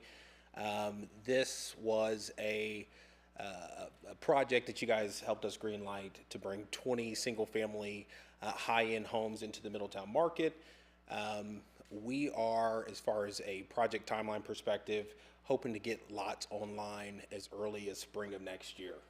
So this really is a similar structure to the other program that was done for the Cristo development across the street, following that same kind of model, and structure in a very similar way. So wanted to make sure I could come before you guys, answer any questions that you guys might have on this development. Again, Brandon Holmes and the team always appreciates the support of this council. Do we have any questions or comments at this point? Mayor, No. Yes, ma'am. it's really important for him and for everyone else who speaks. We need their name and their address for the record. And to confirm they've been sworn in, would you please give your full name and address? Phil Brandon, 1046 Summit Drive, Middletown, Ohio. It's our business address. Thank you. And he has confirmed he's been sworn in. Yeah. Any other statements at this time? No? Okay. Well, thank you very much. At this time, if there's anyone who'd wish to speak in support, please raise your hand so I can see you. Seeing none, we will continue. If there's anyone who would like to speak in opposition, please raise your hand so I can see you. Seeing none, we'll continue. And if there's anyone who would like to speak in a general nature, please raise your hand so I can see you. Okay, seeing none. We will continue. At this point, we can always ask if the applicant would like to come back up one last time, but you can deny. All right, thank you, Mr. Brandon. So this concludes the public comment portion of the public hearing. Now we will have council deliberations. We encourage you to stay, though there will be no further public comment and no interruptions. At this time, does council have anything to speak about on this? Mr. Warren? I just briefly, I really appreciate what Brandon Holmes had brought to the Roosevelt Ridge area. The two homes that are there, they are occupied, and we want to continue to do this type of density where we have these quality homes. And anytime we can help our business partners in Middletown, that's what they are. They are business leaders, business partners, that we can continue to do this to bring new citizens into our city or current citizens who want to have a quality home in the center of town. So that also gives them the ability where they can utilize going to our downtown area and then also out to our East End area. So, and this is also in a well-established neighborhood, and it was as brought out, it was the old Roosevelt School site. So now we're repurposing this. So I'm definitely for this to help out and to continue to partner with Brandon Builders. Thank you, Mr. Horn. Are there any other comments at this time? Hearing none, we will take the straw vote at this point. Mr. Ewing? So the straw vote is to approve the Roosevelt Ridge TIF. Councilmember Horn? Yes. Councilmember West? Yes. Mayor Slamka? Yes. Councilmember Carter? Yes. Councilmember Lawley? Yes. Thank you. This concludes the first public hearing. The next public hearing is regarding a request by Todd Holmes for approval for a map amendment and preliminary development plan. At this time, would this be appropriate to talk, or do we want to do swearing in first? No, I think it's appropriate to set the, if you want to make your motion, to make the motion. So there has been a request to set a time limit on the public comment for the evening, but also to further that comment at the next meeting on August 19th. Is there a motion to set a time limit? Do I have to say what time, how much? Mayor, I would suggest that you state that you move to set the hearing today for 1 hour and continue the public hearing at the next regular meeting. So it's essentially a continuance of the hearing. Okay. I don't. So is there a motion? Okay. So is there a motion to set the hearing today for 1 hour and then to continue the public hearing at the next regular city council meeting on August 19th? I'll ask. Are we just doing this because it's the night out and we want to get... It was a request made. Okay, because everyone's here. And what we're saying is okay, you can only speak for an hour and Mr. Hall gets to speak. And then if we don't, after that hour, then we're going to table it and then come back, and everyone has to come back again at the next meeting. That's a request. So that's why we're going to discuss it. Okay. Yeah. Is there a motion? So moved. Is there a second? Okay, hearing none, that falls on the floor, and we will just remain here tonight to discuss. Yes, if there's no second, then the motion Correct. does not move forward. All right, thank you. At that being said, Mr. Law Director, Mr. Alex Ewing, you have the floor for the swearing in.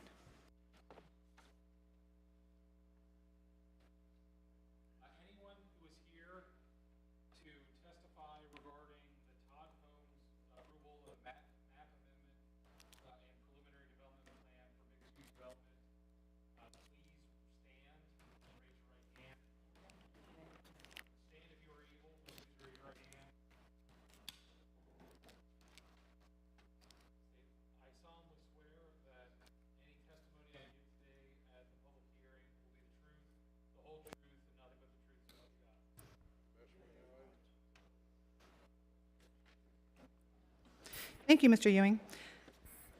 At this time, I'd like to invite Claire Fetters to the podium for the staff report, our planning. Good evening. So this is a request by applicant Todd Holmes for an approval of a map amendment and preliminary development plan for a mixed-use development consisting of approximately 217 single-family homes and a commercial outparcel to be constructed on the parcel listed. The parcel is a total of 86.086 acres. With the proposal, the applicant requests waivers from Middletown Development Code Chapters 1204, Part 10, Part B, and Chapter 1210, 03, Part A, Part 2. So this does require approval by City Council, and we'll speak a bit more about that at the end. For property background, the subject property is a vacant 86-acre parcel, and the last transfer date of the property was on May 2nd of 2024. The subject parcel is currently undeveloped, consisting of multiple types of terrain and elevation changes. I do believe there was a single-family home and farm on this parcel and was demolished back in, I think, 2018. The subject property is currently zoned R1. The purpose of that R1 zoning district is for the low-density suburban or rural residential development to provide for larger lot housing options within the municipal boundaries that may or may not be served completely by a range of public infrastructure. It is our lowest density of residential zoning. Getting into the review of applications submitted as compared to the city's adopted plans and regulations of the Middletown Development Code, staff finds the following. For Table 1204-3, while single-family dwellings are a permitted use within the R1 zoning district, the only commercial uses that are permitted with standards or conditionally permitted are community centers and bed and breakfast establishments. That's where that waiver requested comes in from Table 1204-3 to allow for commercial uses in the establishment of the planned development district that are currently prohibited in that base zoning district. Looking at Chapter 1204, Part 7, Part B, Part 15, the proposed planned development district does exceed that minimum acreage requirement by proposing a total of 86.086 acres to be established as that planned development district. The applicant is not proposing to use the planned development district for a single use and or building. The applicant has not proposed a list of uses for that commercial outparcel that may be allowed or substituted for that approximate 4.25 acres in the southwestern corner of the parcel, nor identified any uses that could be substituted. Getting into Chapter 1204, Part 10, the site development standards, the development includes the following lot details. There are 99 single-family dwellings on 50-foot wide lots with a front yard setback of 25 feet, side yard setback of 7.5 feet, or 7.5 feet on each side, and a 30-foot rear yard setback. The 50-foot... Mayor, can we stop for just a minute? We're not getting anything. We have no video and no audio. Okay, should we take a quick recess to figure this out? We'll take about 5 minutes or so to see if we can figure this out. Let's just take a pause until we get Thank you. that straightened out, because it's very important. Thank you.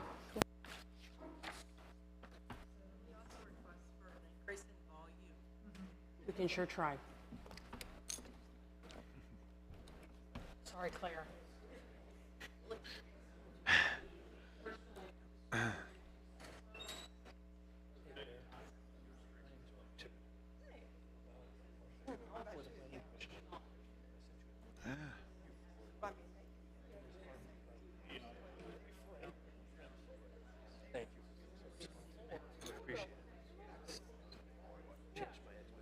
Very.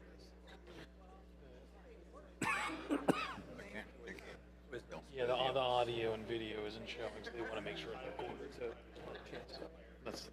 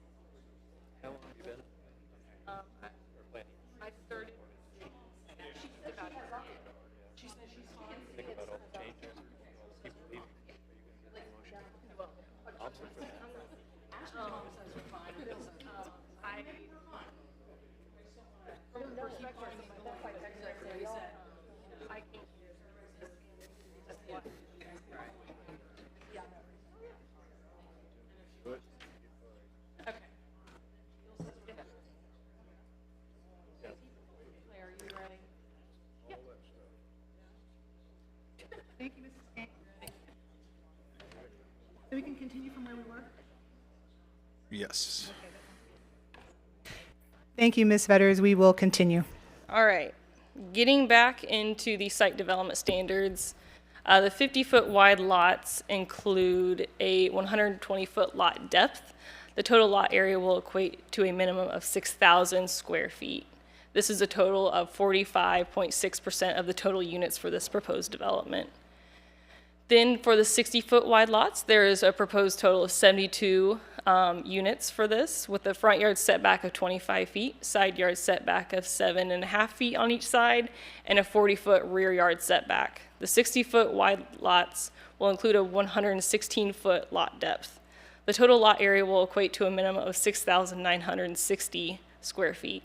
This is a total of 33.2% of the total units. Moving into the 70-foot wide lots, there's a total of 37 single-family dwellings with a front yard setback of 25 feet, side yard setbacks of 10 feet on each side, and a 41-foot rear yard setback. The 70-foot wide lots will include a minimum of 116 feet in lot depth, and the total lot area will equate to a minimum of 8,120 square feet. This is a total of 17.1% of the units. Lastly, there are 9 estate lots proposed on a minimum lot size of 1 acre. Setbacks and minimum lot depth were not provided by the applicant, and this is a total of 4.1% of the units. So the applicant requested a waiver from Chapter 1204, Part 10, Part B, to allow for a reduction in minimum lot area, minimum lot width, minimum lot depth, and minimum setbacks. On your screen, you can see the proposed conceptual site plan, with the dark red lots on the eastern side being your 50-foot wide lots.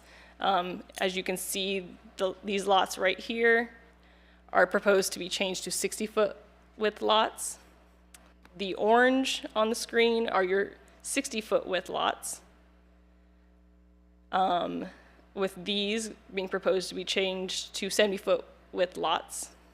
The orangish yellow on the screen is proposed to be those 70-foot width lots, and then the light yellow on the screen is proposed to be those acre estate lots, minimum acre estate lots.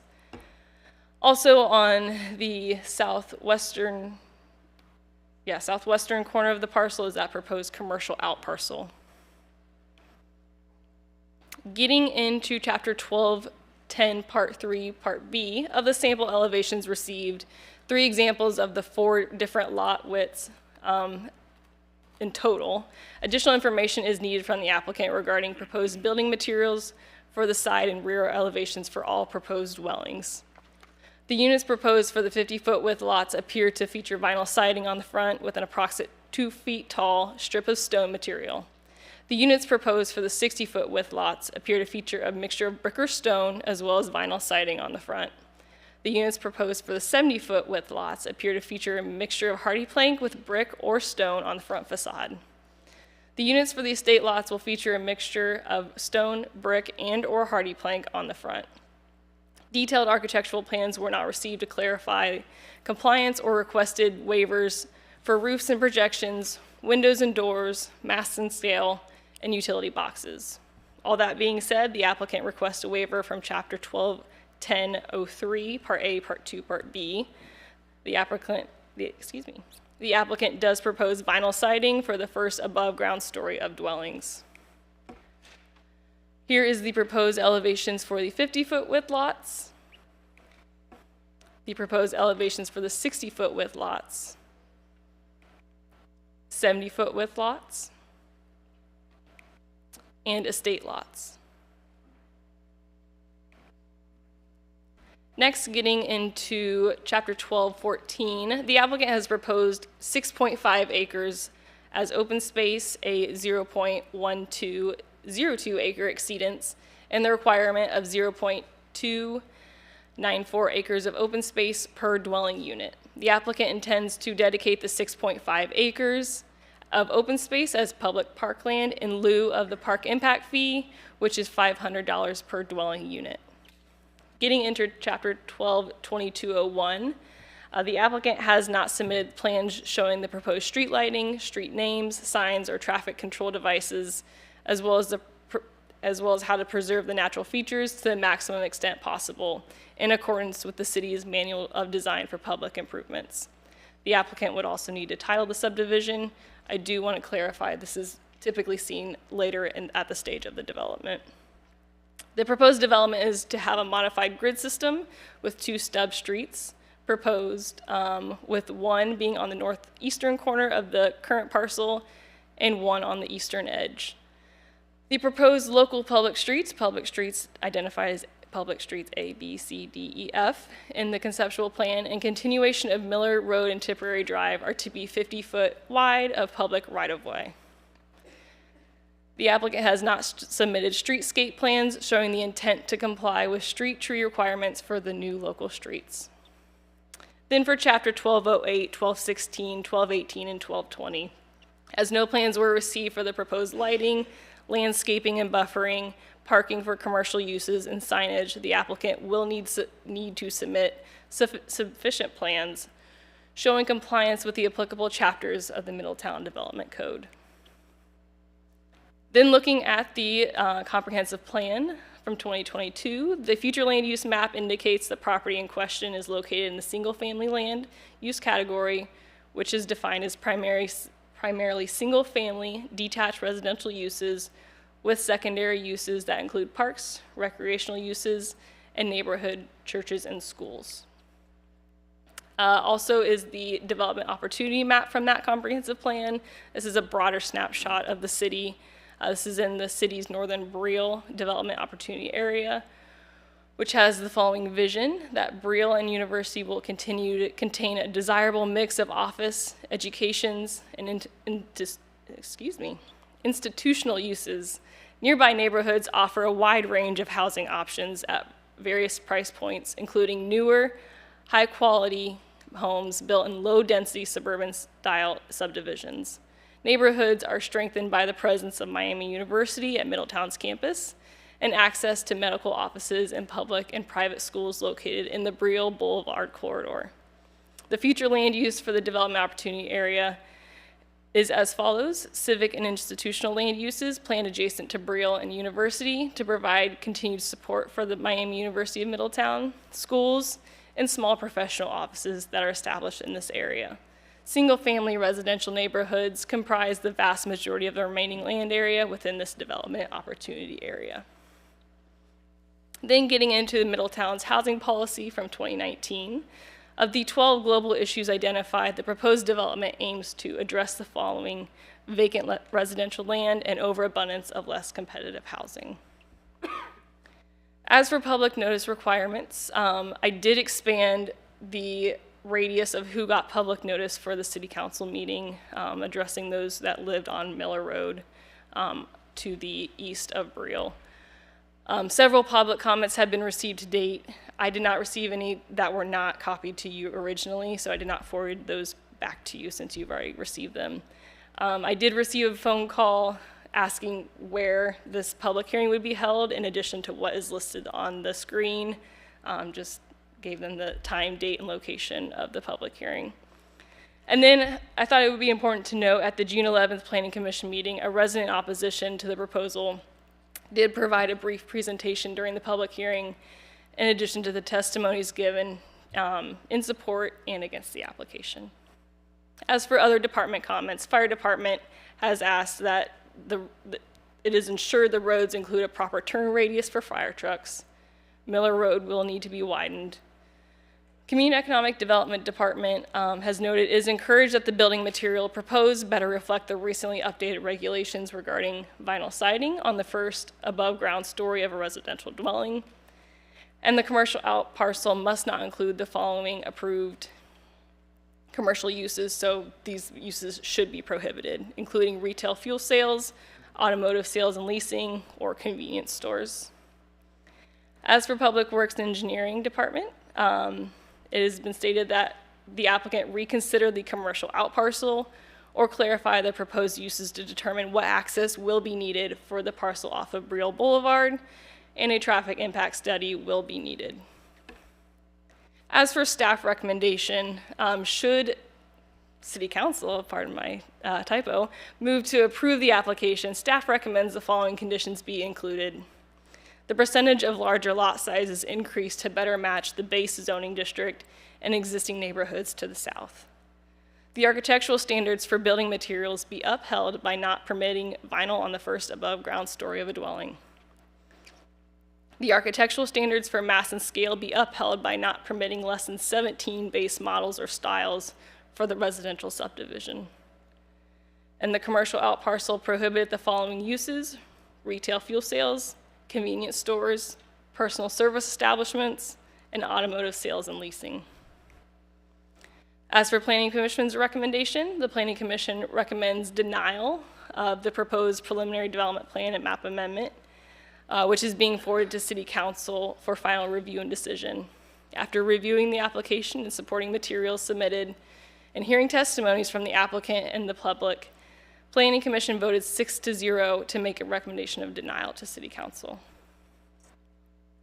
Here is your review criteria for a preliminary development plan and zoning map amendment. And then I did want to take just a brief second to kind of go over the process of a plan development district. A plan development district, which also could be a map amendment as well as a text amendment, will always go to Planning Commission first, have the public hearing. Planning Commission can vote to approve with conditions, or deny the application. Regardless of how Planning Commission votes, it still moves to City Council for the ultimate determination after the public hearing. As for public engagement, the applicant is not required to hold any exterior or outside public engagement pieces with the public, with surrounding neighbors. I do understand that the applicant did offer nearby residents to come to their model home of a nearby development to hear the public. That was not required by the city, nor is it required by our Middletown Development Code currently. Lastly, the applicant did attend 2 in-person public meetings, or not public meetings, pre-application meetings with city staff. These are not required. We do have language in our Middletown Development Code that says the applicant is able to request these meetings where staff can provide feedback. Whether the applicant determines to incorporate the feedback or not, that is up to the applicant, as this is a private development and a private developer on private land. And that will conclude my staff report. Thank you very much. Do we have any comments or questions from council at this time? No. Thank you, Ms. Fetters. Yep. At this time, I'd like to invite our applicant, Todd Hall, to the podium. And please do state your full name and your address and confirm that you have been sworn in.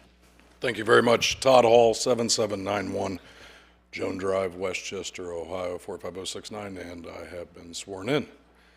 Thank you very much for the opportunity to come out tonight, and thank you for allowing me into our city to be here. It's been a long journey already, and I look forward to tonight and making progress in this community for the community. And I wanted to let you know that I am here, and thank you for your time, and maybe we'll circle back around at the end after we hear from the community and let them say a little bit. Good. Thank you, Mr. Hall.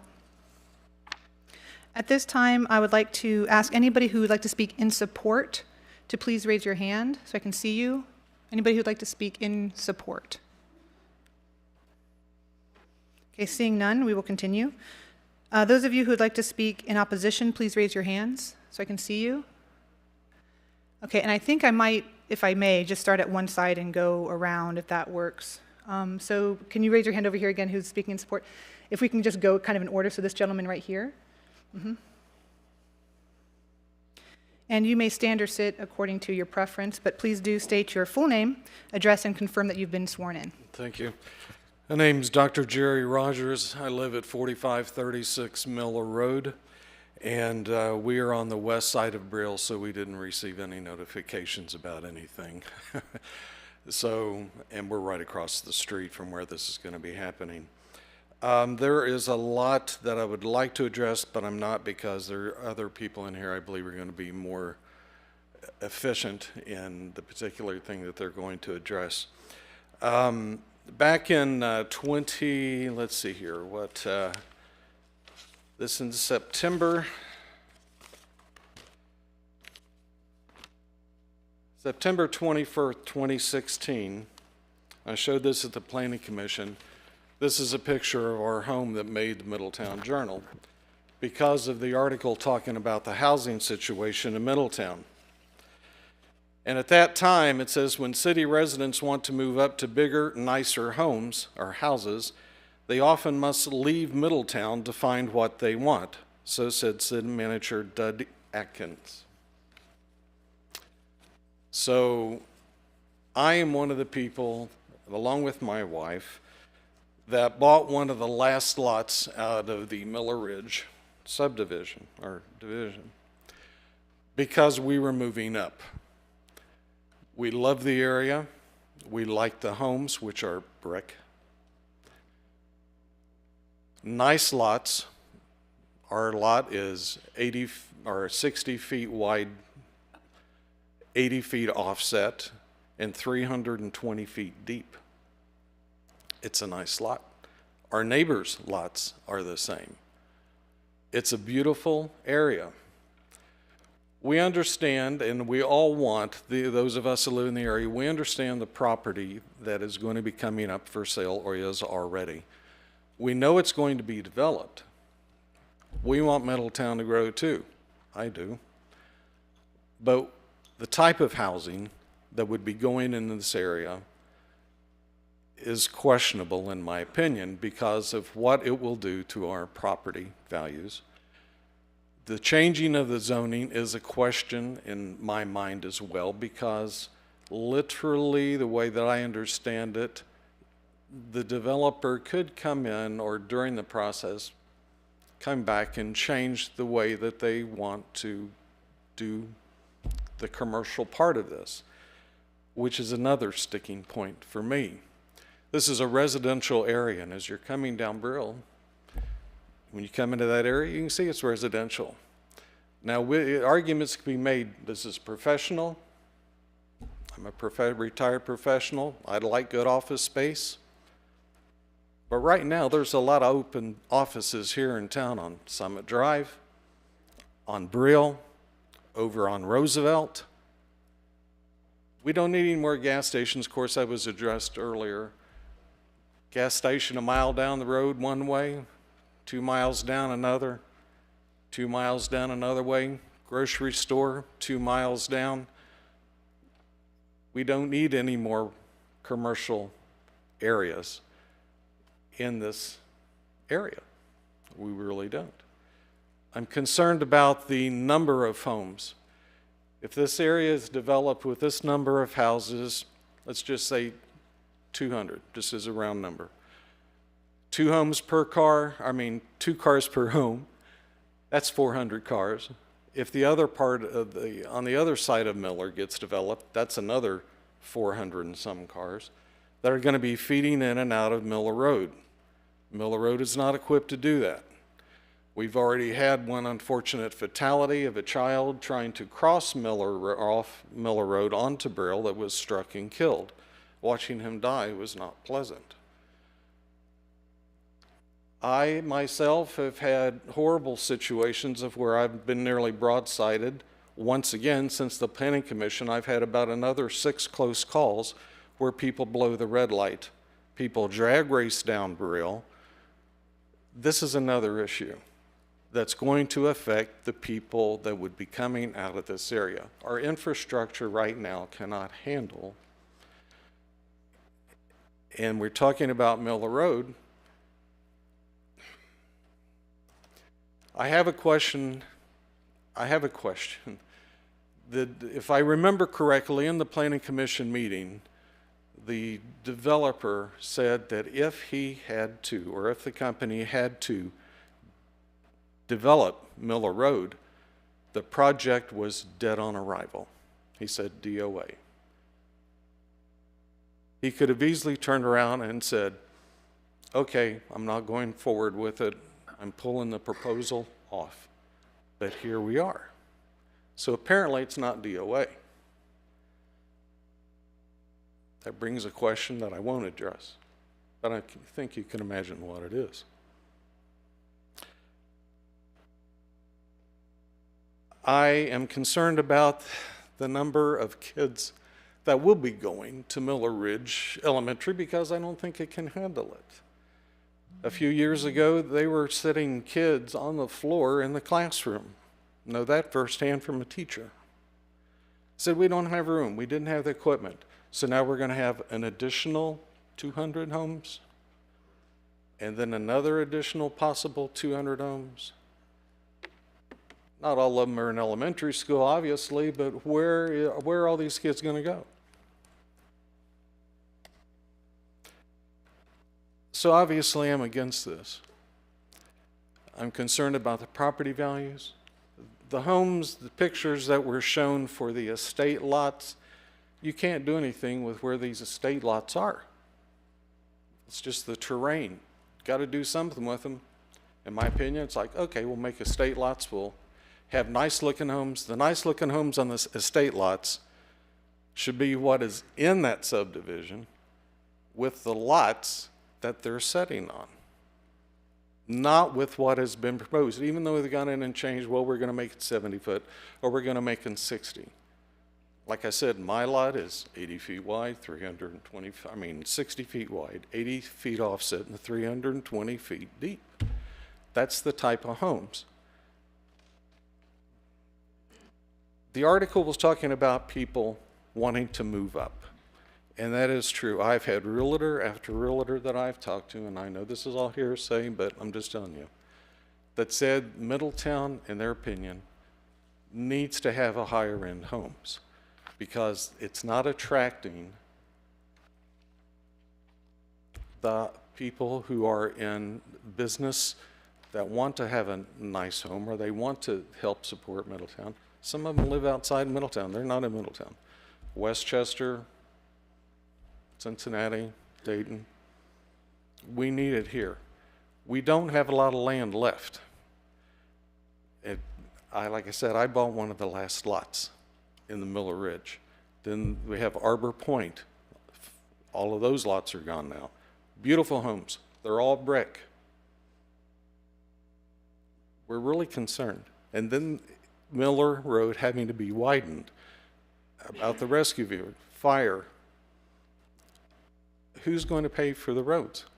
Obviously, the developer, unless he's changed his mind, is going to foot the bill for Miller Road coming out behind Miller Ridge Elementary. He said it was DOA, but here we are.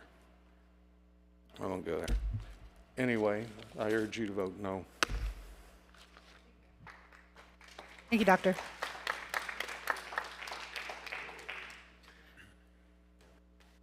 Thank you. You may stand or sit as you wish. Please state your full name, your address, and please confirm that you have been sworn in.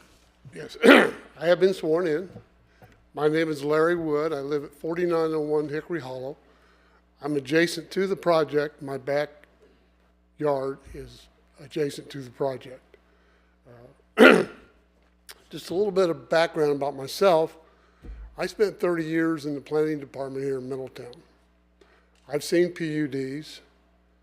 PUDs are intended to create improvements for the good of the project, trading densities for amenities for the residents without negatively impacting the adjacent community. Our developer here has requested construction of a 1.3 million road access by the Middletown community. He's asking me to pay for his road so he can make money. He's also asking for a very significant increase in density over the adjacent area. These homes he just spoke about are very nice homes. We need that in Middletown. We don't need more small homes. We just built 500 of them at the end of Riverview.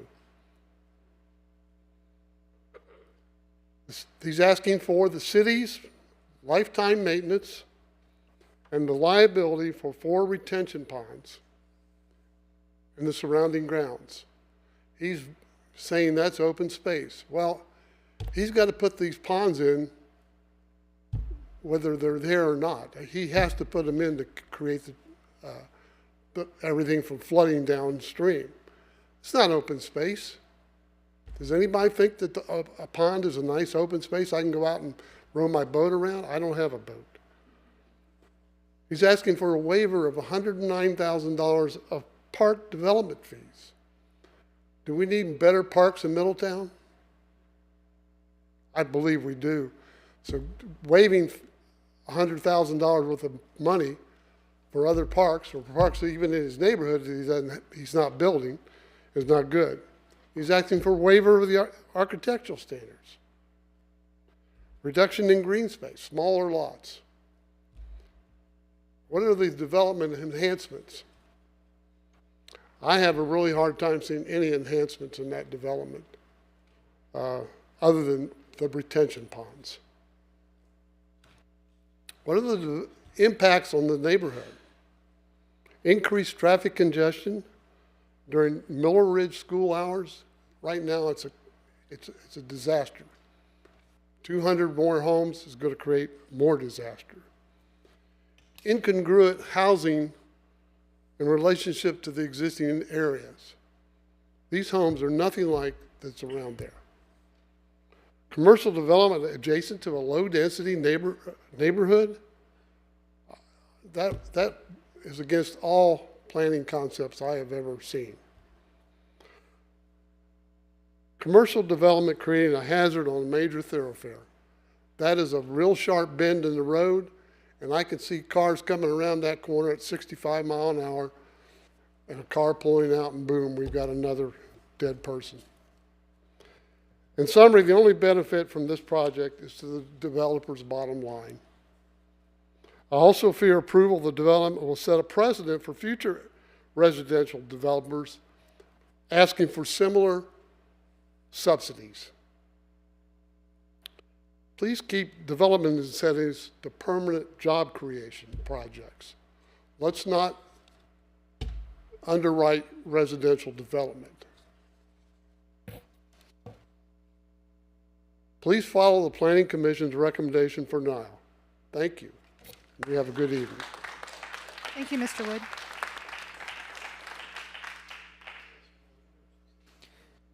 And you may stand or sit as you wish. And please do state your full name, your address, and please confirm that you've been sworn in.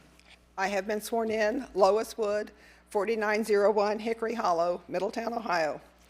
I am reading a letter from Tim and Megan Shamali, who are neighboring property owners. Dear council members, it is with regret that I am unable to deliver this address myself.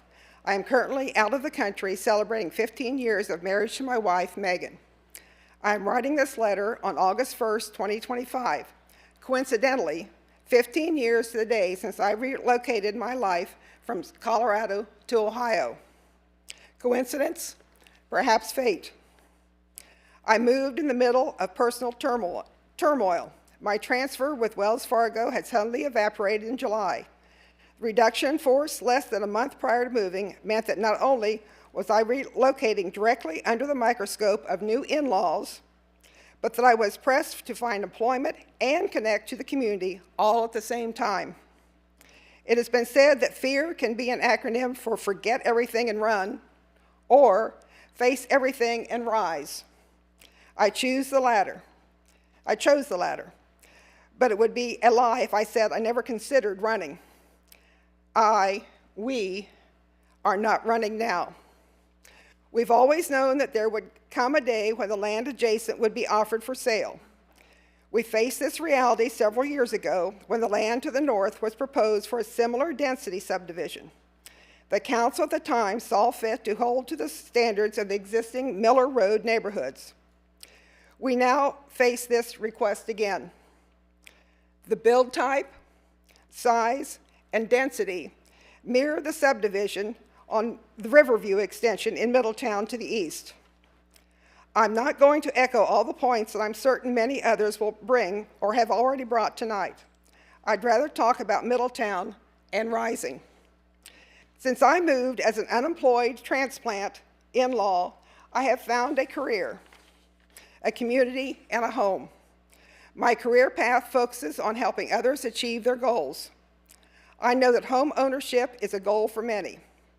I also know that many aspiring homeowners wish for more than just 4 walls and a roof. A place you call home isn't just a product. The place you call home sums up the journey of experiences you have here. I hope everyone in this room is remembering their highlight reel for the place or places they call home. I am concerned that this development doesn't address a place for people to make their highlight reel. It puts up the walls and roofs of a house. There is no focus on any part of it being a community.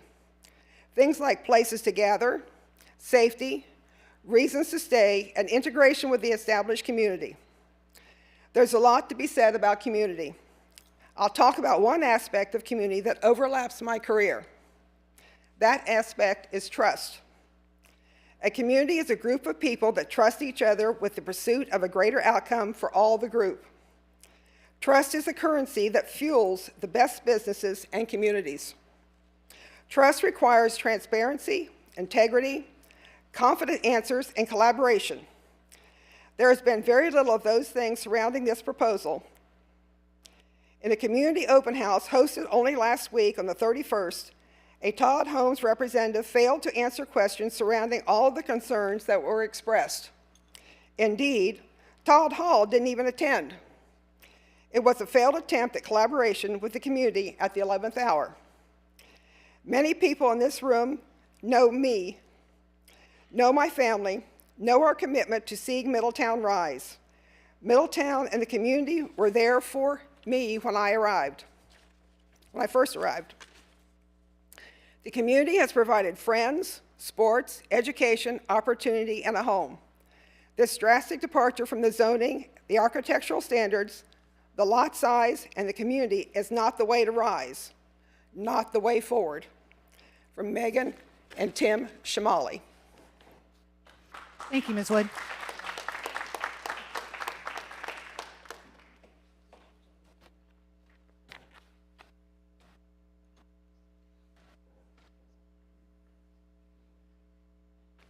Thank you. You may stand or sit as is your preference. Please state your full name, address, and please do confirm that you have been sworn in. My name is John Dupps. I live at 4968 Timberline Drive, and I have been sworn. A little bit of my background, I was in business for 55 years, so I understand the need for a profit. I was a township trustee for 5 years, so I understand a little bit about zoning.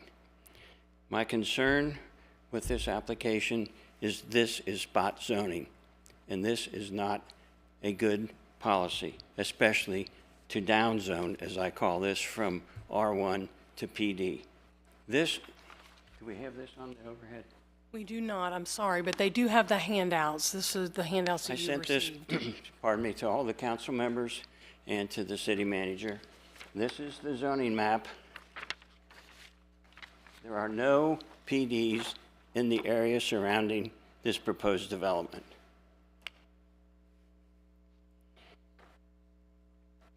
The effect of a PD and downzoning is not good.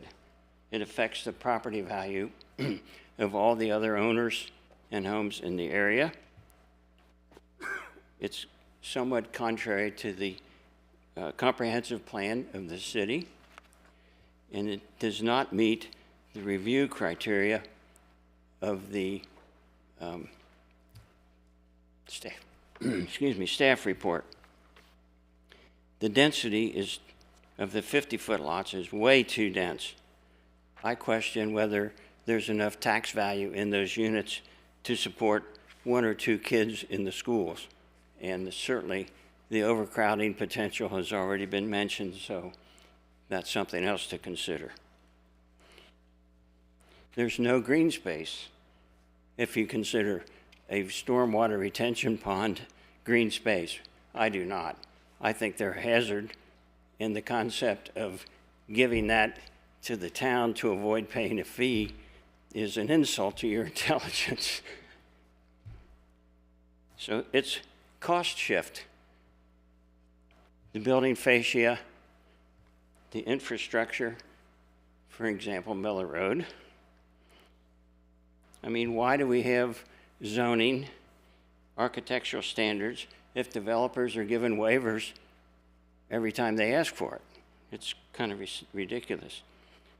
Other folks will discuss traffic hazards and other objections, but my point is the spot zoning is not going to achieve what you hope it will. Progress is good and desirable, but this proposal is not progress, and it's not good for the future of Middletown. Thank you very much. I hope you uphold the Planning Commission's unanimous decision to disapprove this request. Thank you. Thank you, Mr. Dupps.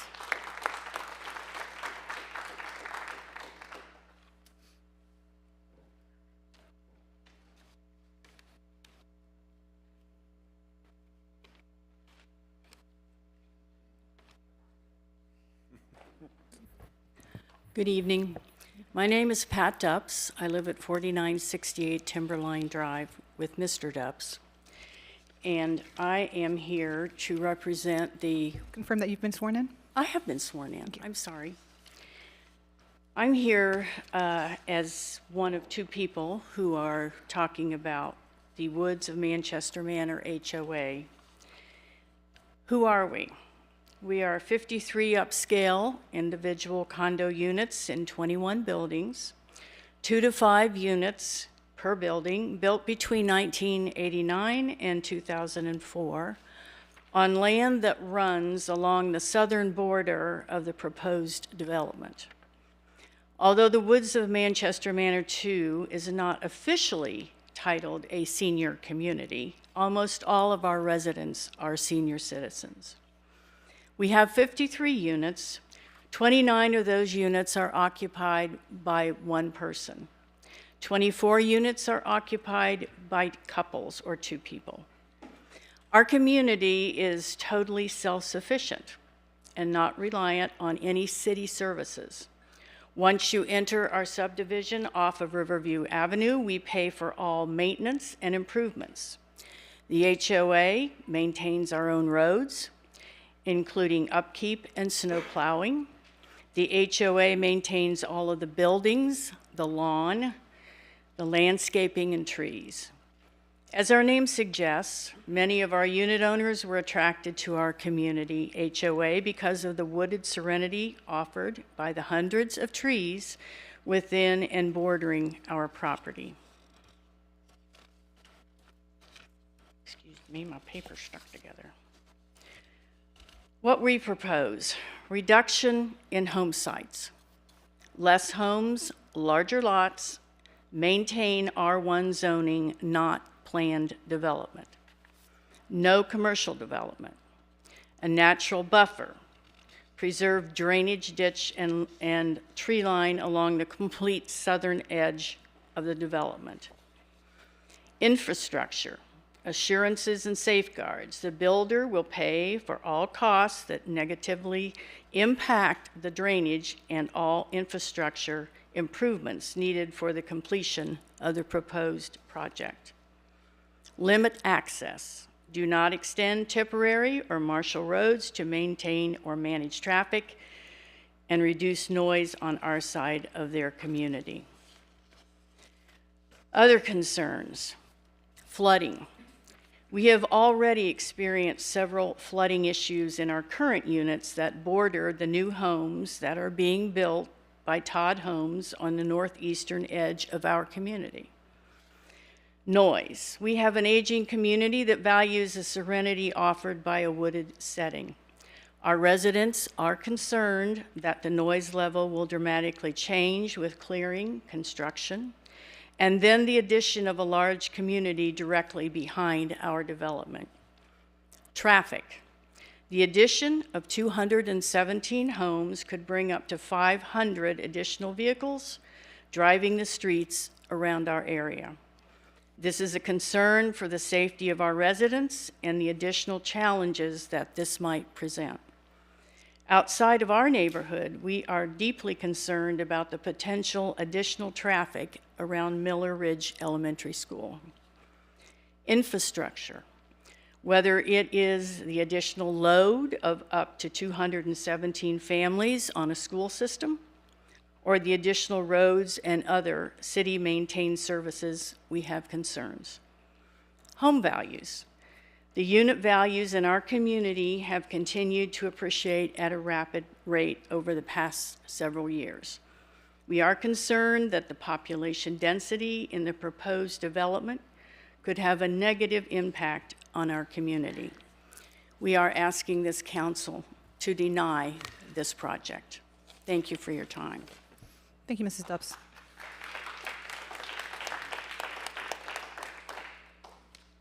Could you please state your full name, address, and confirm you've been sworn in? Yes, my name is Tony Pena. I live at 4823 Hickory Hollow, Middletown. I have been sworn in, okay? So thank you for listening to us and appreciate it. So I think it's pretty clear that most of us here are not against building in Middletown. We're just against too much high-density building. That's really it. As Larry mentioned earlier, I took some drone pictures. Unfortunately, I wasn't able to get them up there. I don't know if you have pictures of the pitch that maybe you don't, so I'll have to wing it. You got them? Okay. So the first picture that I have here, which should be the first one you have, is basically I'm standing over Dixie Highway by the Dollar General yesterday, taking these pictures overlooking towards Miller Ridge Elementary School. And as Larry mentioned, there's over 500 homes that have been built in the last 5 to 7 years, 200 or 300 in the last year or two. So these homes, as Pat mentions, if you have an average of 2 cars per house, you're looking at 1,000 cars. And then the next picture you see there is basically where currently Tipperary Road is, and these cars, more than likely, because of the way it's laid out, and you have to go all the way down Riverview to get to the Braille extension, they're going to take the path of least resistance, which is Tipperary, and they're going to go around to Miller Ridge Elementary School. So that's some of the concerns we're having, is that this new neighborhood of 500 plus home was recently opened up. The road was recently opened up. Riverview now flows all the way through. So we've already seen a lot of extra traffic in those areas. So the last picture you see there is, it's basically looking from the Woods condominiums overlooking Miller Ridge, which you see all that green space, all the trees. It's just almost a shame that we have to fill that up with high-density homes. Again, we're all for building homes. That would be beautiful land for higher-end homes. And the last picture you see there is basically just looking at it from Miller Ridge, standing Miller Ridge, looking back towards the woods. Again, it just shows how much green space there is and how much green space we're going to lose. And so we're for building, but we're just against high-density building. So thank you for your time. Okay. Thank you, Mr. Pena.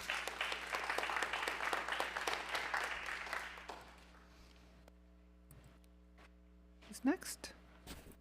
I'm sorry, but a point of order. Dr. Jerry Rogers, 4536 Miller Road, Middletown. Yes, I was sworn in. Thank you. You Point did of state that. Thank you, though. Thank you.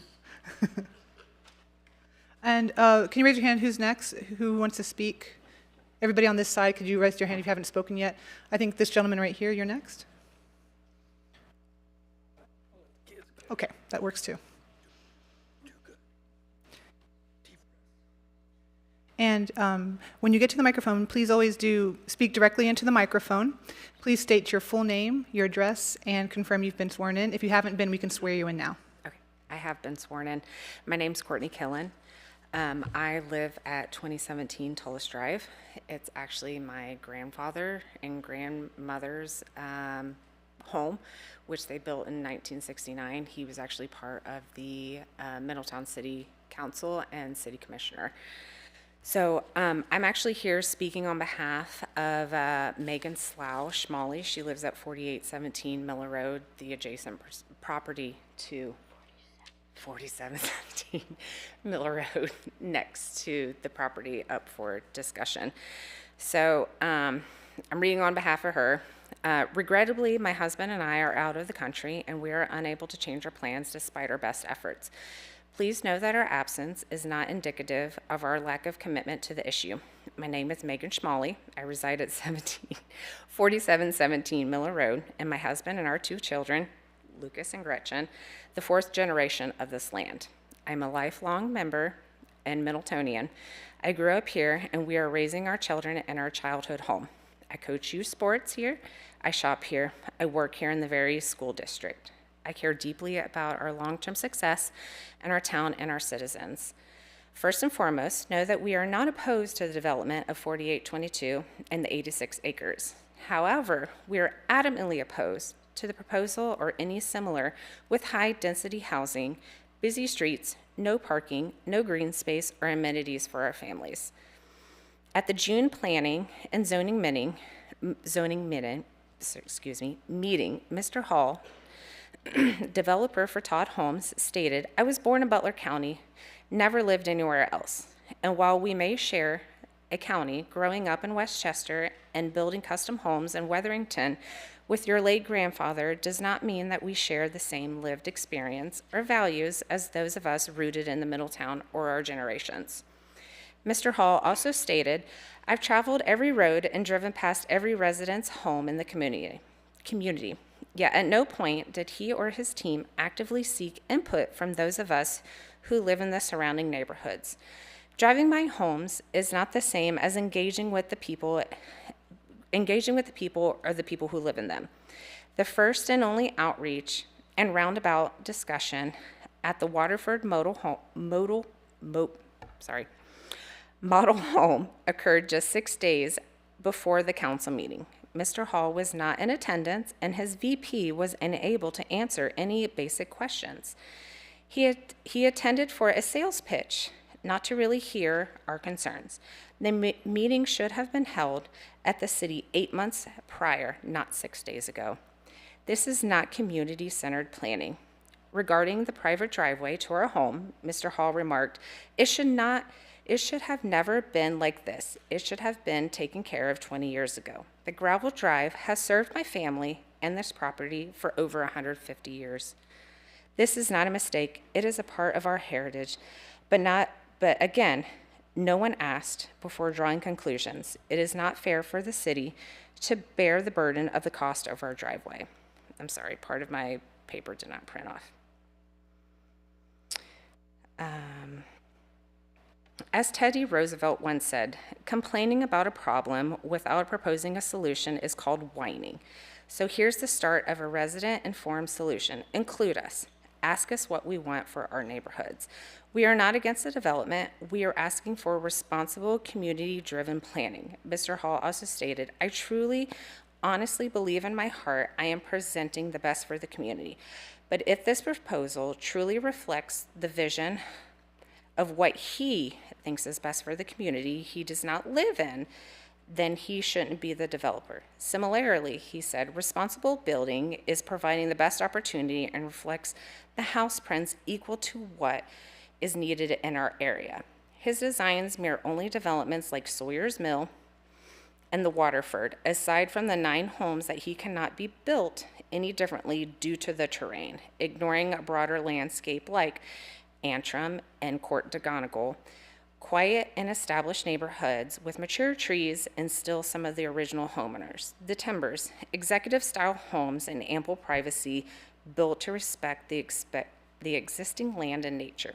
Arbor Point and Shroff Acres, homes that people have worked hard to achieve with quiet streets and yards large enough to have a garden or two, homes that people want and do retire to.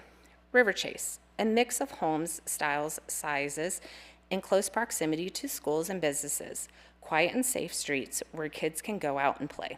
The Woods, known for tranquility, nature, and low maintenance homes. Tullis Drive, where I reside, Riverview, Marshall Road, Cambridge, Dr. Watson's Farms, Old 25, and many more. This is the real character of our area, and one worth preserving and planning thoughtfully. And what is lacking in the proposal is just as important: no usage of green space, no walking or biking trails, no parks, no community amenities. If these homes are for families, where are the features that support family life? We've seen what well-planned communities like the Renaissance, Shaker Run, Settlers Walk, Washington Glen, and many more. They have similar priced homes, but also offer walking trails, pools, clubhouses, parks. These are not luxuries, but are essential to the component of thriving, connected communities. Currently, Butler County has very few public pools, with the nearest in Mason, and at this time, when drownings are on a rise, swim safety matters. Forward-thinking communities are building pools that serve as a gathering space and safe place for kids to learn and grow. If this development is truly for the community must be invited to help and share and shape in it. Mr. Hall's plan is for the next 3 years to build and move on. He is not planning for the growth and prosperity in the Middletown for the next 30 to 50 years. Respectfully, Megan Schmalley, Nene Shroff, on behalf of the Schmalley family and concerned residents of Middletown, Ohio. I also have with me Megan and Tim Schmalley's 2 children, Lucas and Gretchen, who would also like to speak. And could you please go ahead and state your full name and address and confirm have you been sworn in? Yes. Okay, just confirm that and full name and address, please. Lucas Schmalley, 4717 Miller Road. Thank you. I have some bullet points that I want to read. No green space, no parks, no playgrounds. Lot sizes are freakishly small compared to the lot sizes of the surrounding Middletown communities. My parents said not to include this part, but I want to anyway. No thought about animal habitats. Nothing preventing children from going near retention ponds except parents' words, which, as we've seen, doesn't always work. Complete absence of community support. School overflow. Crappy vinyl for everything. And some stuff that I can't think of right now, but I'm sure others will mention. Thank you. Thank you. Please state your full name, and would you mind moving the microphone to your mouth? Thank you. Please state your full name, address, and have you been sworn in? Yes. You're doing great. Yes. Would you like to swear yourself in again? Shall we do it right now? We can do it again. Yeah, let's do it right now. Mr. Ewing, would you please? I think she was sworn. Yes, you were. We gotta acknowledge that she is sworn. You were sworn in. You're good. Should I just say the address for her? Sure. I get it. It's okay. You're doing great. Just say your full name. Gretchen Schmalley, 4717 Miller Road. Thank you very much. All right, go ahead. I saw how much trash. If you build less homes, that there will be less trash. If you build that many homes, you will take away the homes of animals. They will die. I don't approve of this development. Thank you very much. That was well said. Thank you. Thank you.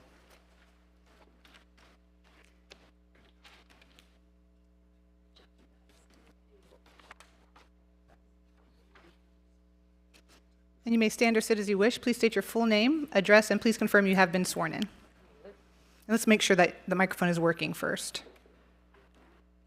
And it's not, so we'll wait a minute. We'll make it work right now. She's on her way. Help is on the way. And you can sit. That's fine.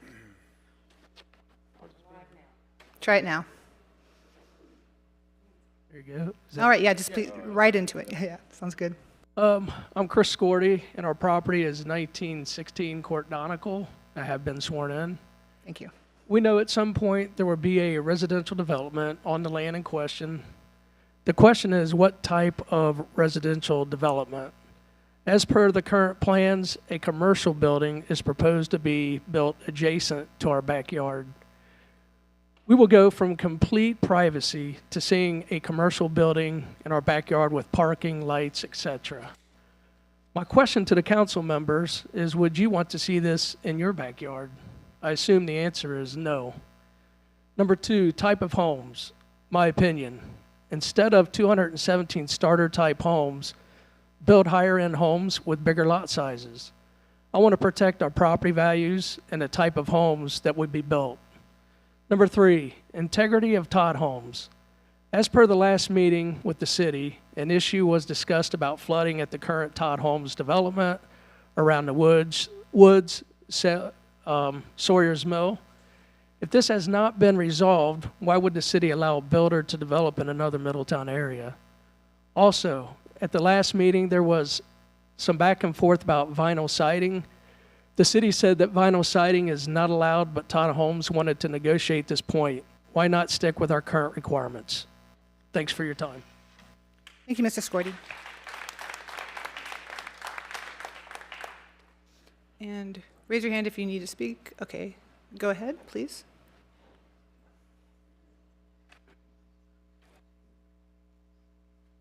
Please state your full name, address, and please confirm that you've been sworn in. I have been sworn in. My name is Jim Berry. I live at 4830 Hickory Hollow. I live in the woods. I'm new to Middletown. I moved here in 2018 to be closer to my grandchildren. I've become involved in the community, and I found that it's a very welcoming community, and I appreciate being part of it. People like Councilman Lawley, I've worked closely with on another project, and I appreciate the help that the city has given on some of those things. I'm all for new development, but for things to be done the right way. I live in the woods, and I know the presentation that was already made, but I just want to add a few extra points. My question for the council is, why make rules if they're just there to be waived because some developer comes and asks them to be waived? My next question is, why do we have different rules for different developers? At the Planning Commission meeting, Mr. Fishbaugh talked about how when they built things, they were required to build the roads. And when they built Arbor Point, the developer built the roads. As a taxpayer, I question why I'd have to pay $1.5 million in addition to help a developer make extra money. Last question, the retention ponds are a concern for liability for the city. Another city just to the south of us, I believe it was Westchester, just enacted ordinances that they're requiring fences around all the retention ponds now because they already had 2 young people die in the last year. Adding 4 additional retention ponds in a high density development that will probably have a lot of families with young children, I have a strong concern. I'm not against new development, but I think that we should stick with the R1 zoning and go with that.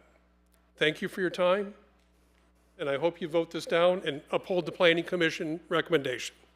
Thank you, Mr. Berry.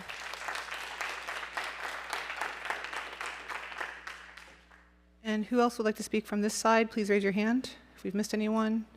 Okay, going towards the middle. All right, please keep coming as you wish. Yes. I guess we'll come up as a couple. That works.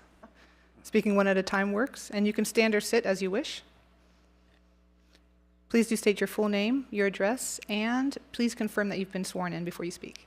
My name's David Pike. I live at 4643 Miller Road. and I'm a retired reliability engineer. Have you been sworn in, sir? Pardon me? Have you been sworn in? Yes. Yes, thank you. Part of my question is that we want to build all these homes and stuff. I just took a little drive off of Riverview to the left down to where that showing home is. There are 24 lots open. Why don't we build there? What's the problem with that? Well, I can see some of the problem. Those are nicer homes, larger lots, so we don't want to build these cheaper homes there, I guess. But there's land there. It's not being used. Bring the lot size down a hair if you have to. Do what you have to, but fill that land up first before you tear up the rest of it. Who's going to buy these homes? Young couples? I believe, and these are just, I believe, $350,000 above dollars. Who can afford those kind of mortgages? 2 cars, possibly kids. You can end up with people living in poverty just to live there, even in a cookie cutter home.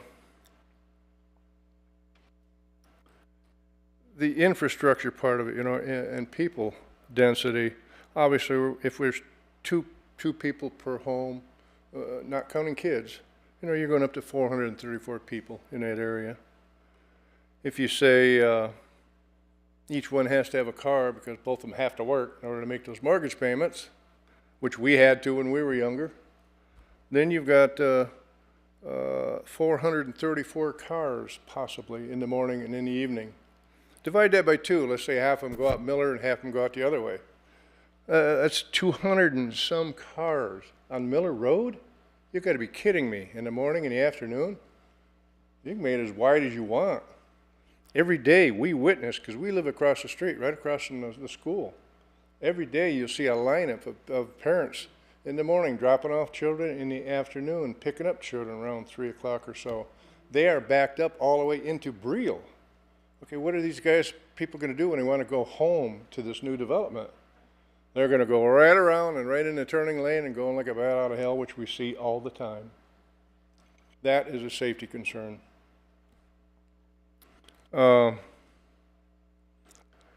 Infrastructure-wise, we use approximately 500 gallons a month of water, and if you do a little bit of math there, you end up 108,500 additional cubic feet of water is going to have to be to supply these homes. Does Middletown have the pumping capacity for that? The pipe sizing for that? I don't know. That's a lot of water. Our pressure isn't the greatest as it is. Electric-wise, do we have the grid to support 411,000 kilowatt hours of electricity to those homes? And this is all based upon me and her, which are conservative. We're retired and living as conservative as we can. I'm not talking about 2 people with kids and blah, blah, blah. You know, a lot more could be used. That's a lot of electricity. We can supply that okay. Has anybody looked at that? What would it do to the cost of our electricity if they have to run new cables and wires and all that good stuff and transformers? Doesn't that end up slowly being borne on the consumer, on us?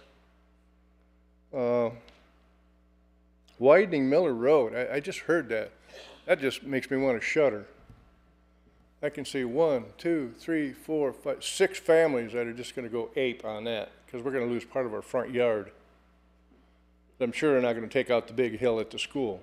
They're just going to take our trees and our front yards out. That certainly is not going to be acceptable. Who stands to gain on this whole thing? Well, obviously Todd does. I don't know what his profit margin is, but they make pretty good money building these homes, especially cookie cutters. And possibly Anthony Electrical Company. Yeah, maybe they'll find a way to get in there and put a lot of electric in. And the city does look like it. There's ways, taxation and stuff. The city could obviously come out ahead on that. We have in the afternoons, it's kind of a real neat thing. We've got a couple of friends that come. We have a pear tree there and behind our house, and a beautiful buck comes out there and eats the pears. I mean, a beautiful animal. And then the next night, maybe the doe will come out. These are beautiful deers. Where do they go? They walk up, they go across the street, they go up behind the school, and they go in that land. Well, where are they gonna live when we tear all that land out and build all these homes? I guess nobody cares. All the other animals and stuff that are up there. So in other words, in closing, what do? We just can continue putting asphalt and concrete down on this poor earth until we have no place to live. Because it's getting hard to support us as it is. Thank you. Thank you. Please state your name, full name, address. Members, my name's Rebecca L. Pike, wife of Dave Pike, 4643 Miller Road, Middletown, and I've been sworn in. Perfect. And would you please speak directly into the microphone so we can catch that? You go ahead and speak. No, speak closer. Yes, there you go. How about that? Can we hear her? Are we catching that? Yeah, we're good. You want me to repeat that? Do we need her to repeat? Yes, please. Okay. I'm Rebecca L. Pike, wife of Dave Pike. I live at 4643 Miller Road, Middletown, Ohio.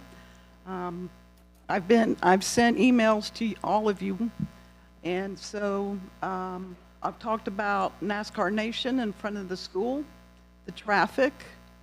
Megan Slough's mother and I fought to try to control the development for the street. I lost some of my land, and I fought hard for it. So did Candy. But I want to touch, there's been so many things that have been touched upon that I have here on the paper about the meeting that Todd Holmes had. If you're not going to listen to us and say, no, it's not possible to go back and change any of the demographics with the size of the lots. When we drove down Riverview, beyond Tipperary, where he's building some duplexes, to the homes that are between the property that he's wanting to build on, and then there's this slew of crowded homes between where he wants to build and Sawyer Mills. And oh my God, it takes my breath away how congested, how crowded those two-story homes are.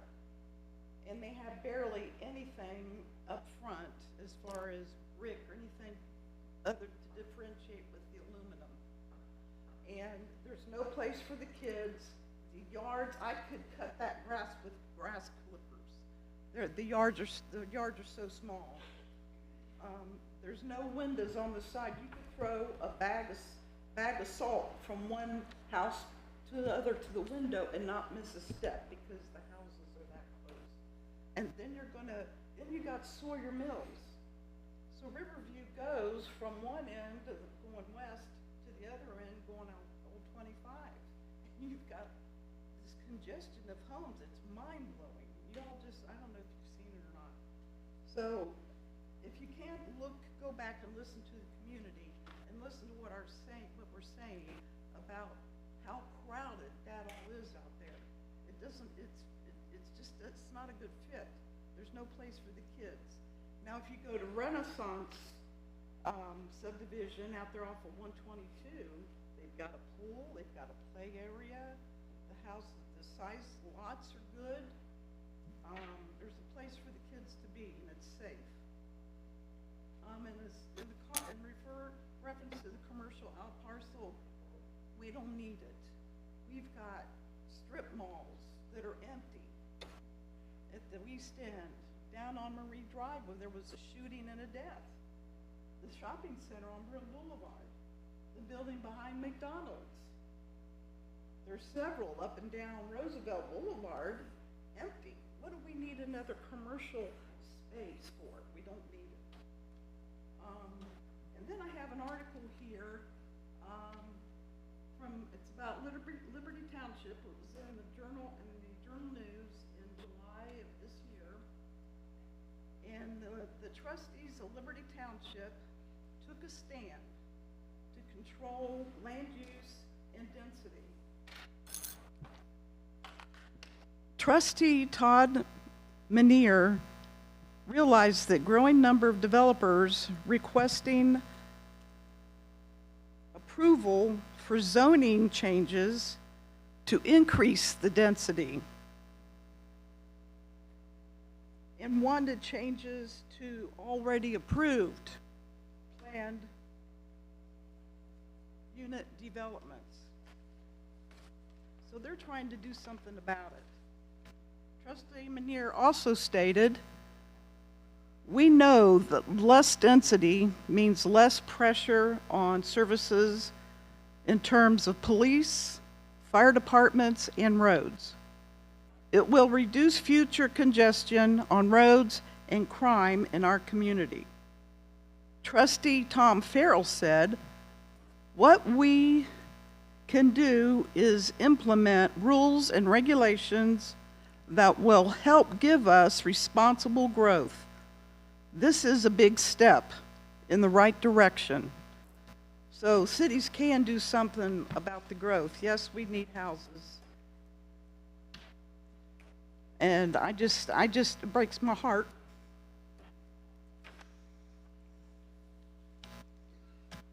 It just breaks my heart. Thank you. Thank you, Mrs. Pike. Thank you. And please raise your hands. Who still needs to speak from the center? Okay, so going further this way. Yes, sir.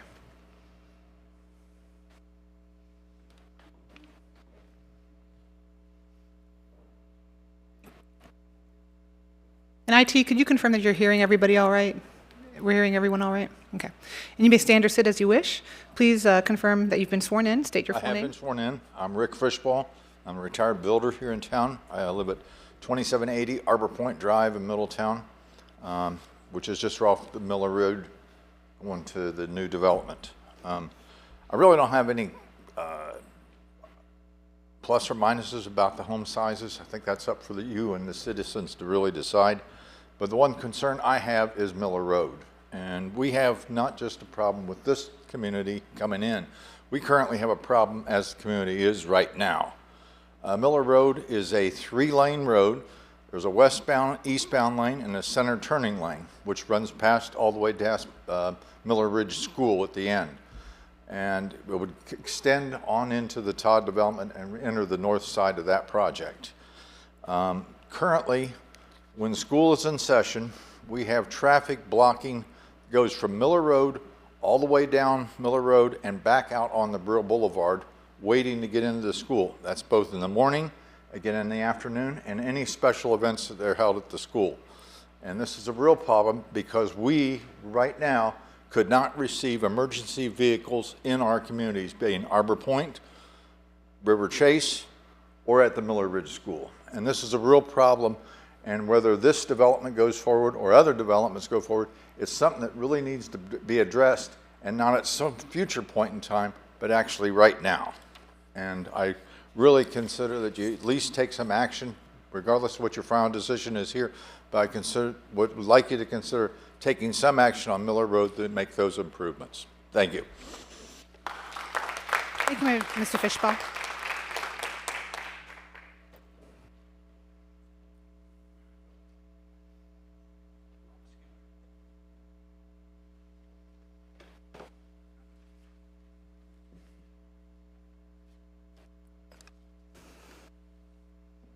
You may stand or sit as you wish. Please state your full name, address, and please do confirm that you've been sworn in. My name is Jim Harris. I live at 1916 Antrim Court, and I have been sworn in. You will hear the developer later on propose you need housing in Middletown. There's not a lot of first-level housing in there. I beg to differ with you. Let's look at Ayrshire, around Creekview School. Let's look at the Poppy Drive area behind the shopping center. Let's look at neighborhoods up and down Central Avenue. There's plenty of starter homes in that price range, and they're like between 200 and 300, not the 350 going in. What we don't have is a lot of houses for those people to move out of and into the next tier, the 300 to 400,000, the nice neighborhoods, a little bit less congested where they are.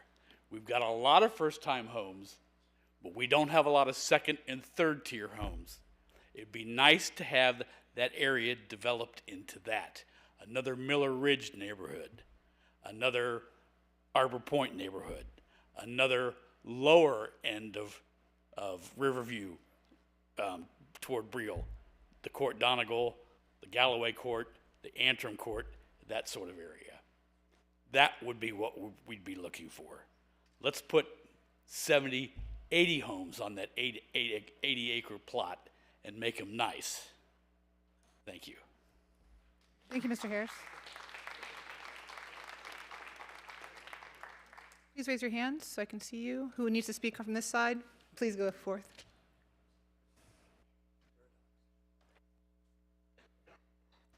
Please do state your full name, address, and please confirm that you have been sworn in. And please speak directly into the microphone. Yep. Hi, my name is Dr. Tira Ripley, and I live at 2009 Tullis Drive, Middletown, Ohio. And I have been sworn in.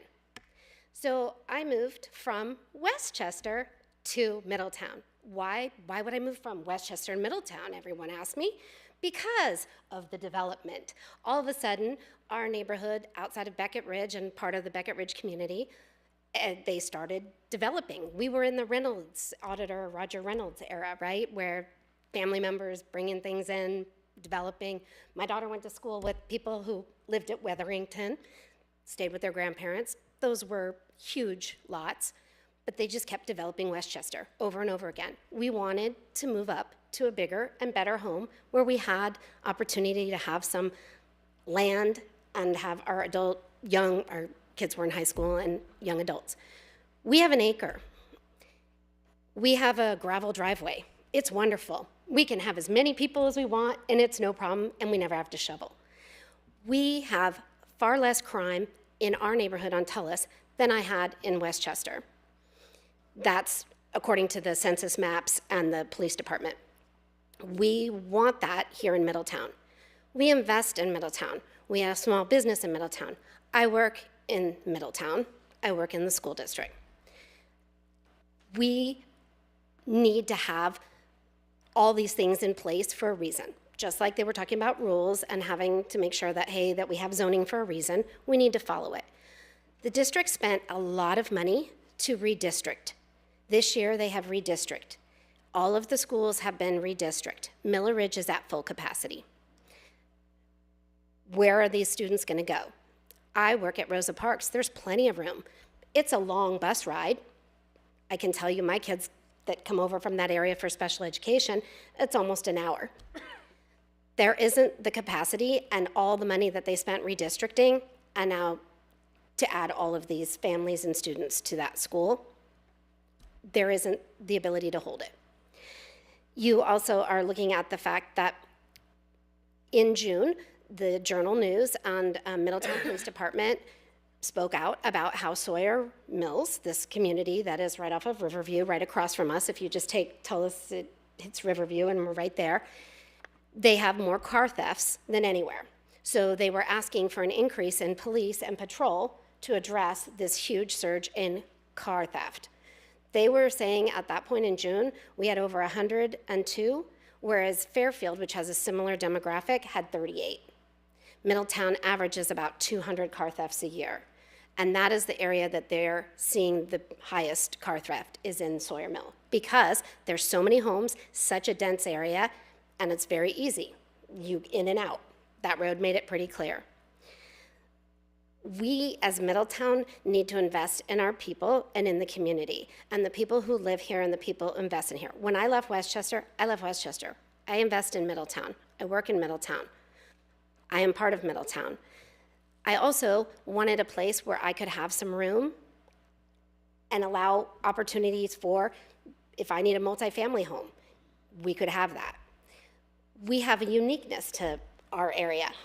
We're on Tullis, at the end is a gated community, but our neighbors, 2 doors down, they wanted to upgrade, so they moved across the street and stayed on Tullis, and then their friends moved in. We're a community, but we needed these bigger homes. They have to have some options available. Again, people have said it, develop, but develop for people and professionals so they stay in this community. You want my money in Middletown. You don't want my money in Westchester and me commuting to Middletown like most of the people that I work with do. You want people to do that, and you have to be able to provide housing that affords those different levels. Lastly, I wanted to say that when you are making these decisions and you're making these adjustments and these accommodations, you are looking at dollars. And I understand that. I understand you need revenue. I understand that that's important. And I understand you need housing. But we have to look at this long term.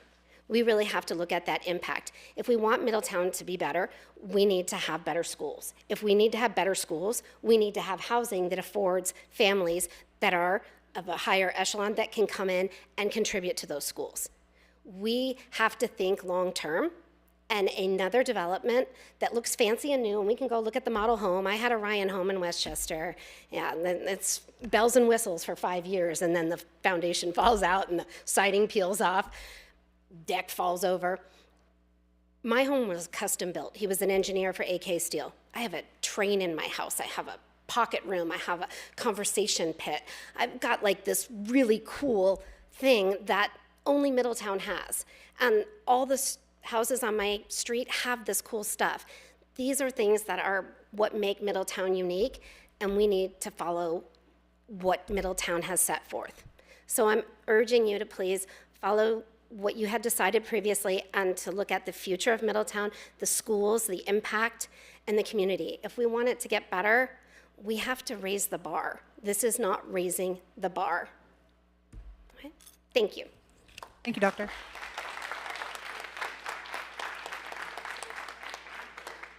And who else would like to speak? Please raise your hand so I can see you. Looks like we have 2 more. All right, Ms. Gilliland. Bless you.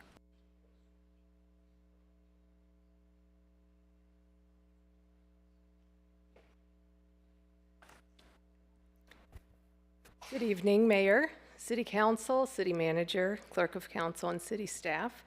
My name is Judy Gilliland, and I have been sworn in. My husband, Sam Ashworth, and I May I live have your at... address, please? I'm sorry, forgive me. May I have your address? Yes, we live at 1912 Antrim Court. Thank you. Thank you for the opportunity to address this important issue of development on Miller Road.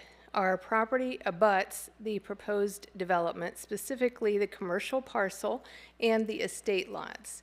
And we are just right down in this area here. Our property abuts there.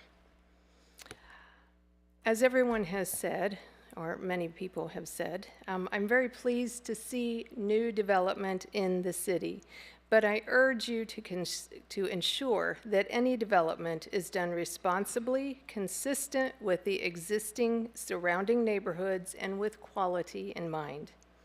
I urge City Council to deny this preliminary plan. I believe that the developer and the city staff can work together to bring a more appropriate plan forward and perhaps include some of the citizen comments that they've heard many times now. This plan, as it is not acceptable in any way. I believe that Todd Holmes can come up with a better, more appropriate plan. A plan that would add value to the area rather than detract from the area. The planning staff report was thorough, and I would like to emphasize a few points on this report for your consideration. The parcel in question is currently zoned R1, low-density residential. This parcel abuts existing residential homes. Changing the zone to allow high-density residential and commercial is too drastic of a change. The commercial parcel is problematic for a variety of reasons. This is a residential area. Adding new commercial in the middle of this existing residential area is not appropriate. Curb cuts on Brill Boulevard for access to the commercial lot could be hazardous. The 25-foot buffer proposed between the residential and commercial is insufficient. If commercial is essential, perhaps the developer could integrate it into the center of the new housing development. The developer is requesting waivers on important design standards, building materials, minimum square footage, lot area, setbacks, side yards, etc. These requirements of the city are in place to ensure safety, quality, and longevity of construction, aesthetics, and value for the community. Only under the strictest of circumstances should they be waived or compromised. It appears that the developer is attempting to download the responsibility of the stormwater basins to the city in lieu of normal park land donation or the fee in lieu of.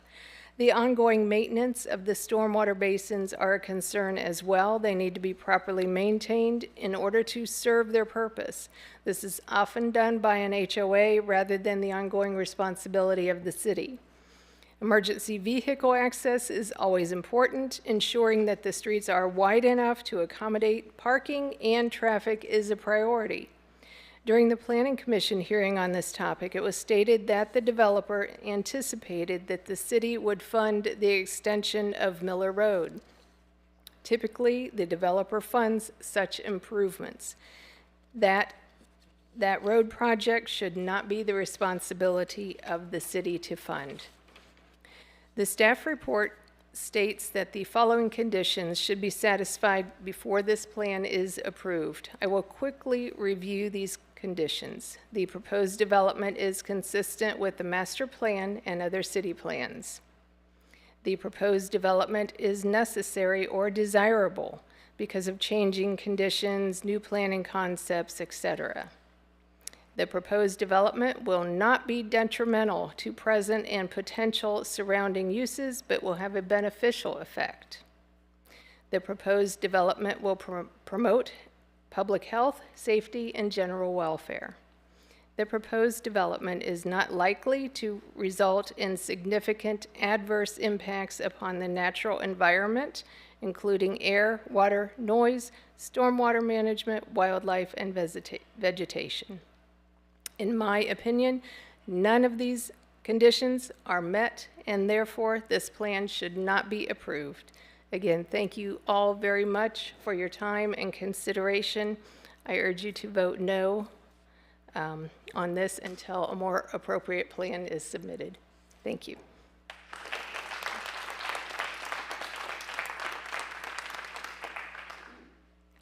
And did we have one more? I think two more.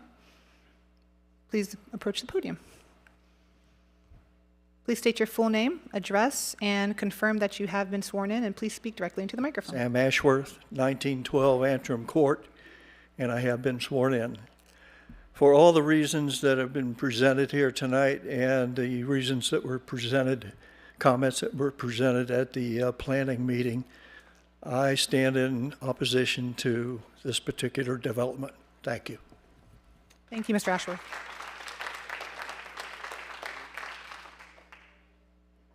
It looks like our last resident.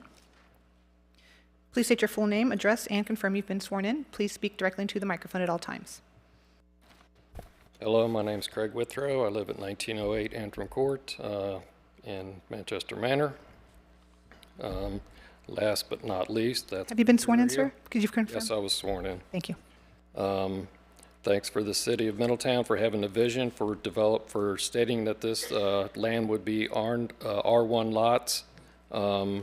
At whenever point in time that was, back then they saw the vision. Thanks for the Planning Commission for voting 6-0 against this proposal. Not sure why we are here again. Seems like a complete waste of time when we could be down at Smith Park for National Night Out.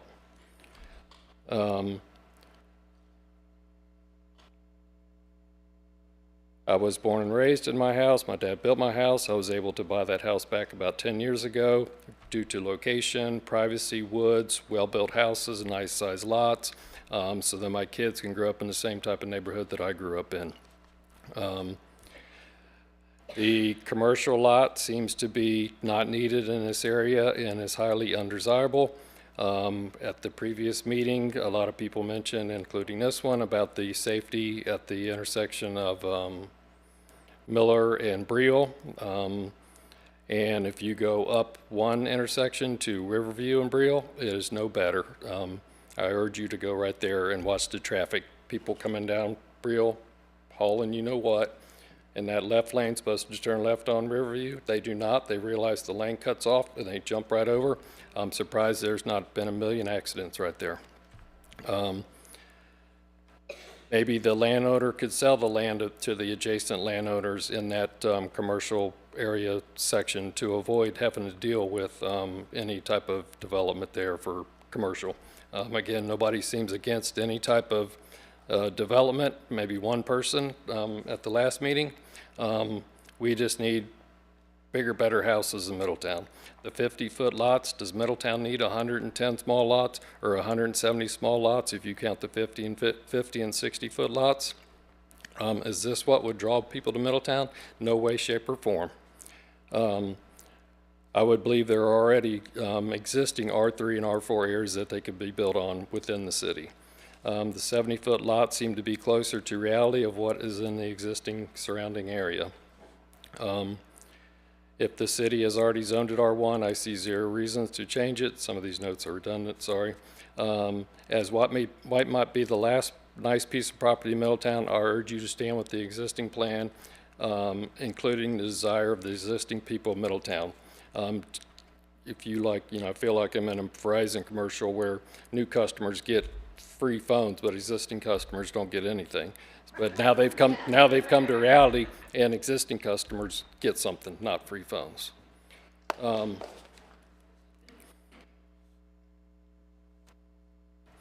The developer seemed to be the highest priority was vinyl siding. If you were at that last meeting, if you weren't, then read the notes, watch the meeting, or however you guys can review that.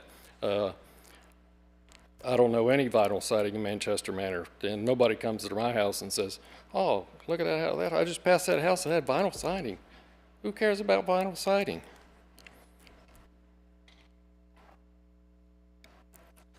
The 6 acres of open space or parkland, that should be against the law to call a retention pond park space or open land. That is ridiculous. There's actually 0 acres of usable park space, just a bunch of water. I work in aerospace, and the rule is say what you do what you say, and in this case, follow the existing rules. The laws don't allow changes to be made. Thank you. Thank you, Mr. Widger. At this time, I want to check one more time. Is there anybody else who wishes to speak in opposition? Please raise your hand so that I can see you. If there's anybody else who wishes to speak. Okay, seeing none, we will continue. At this point, is there anyone who wishes to speak in a general nature? Raise your hand so I can see you. Yes, sir? Can I ask the council a question? Not this time. Okay. No. Thank you. Does anybody wish to speak in a general nature? No, okay. Then we can invite Mr. Todd Hall, our applicant, one last time to the podium.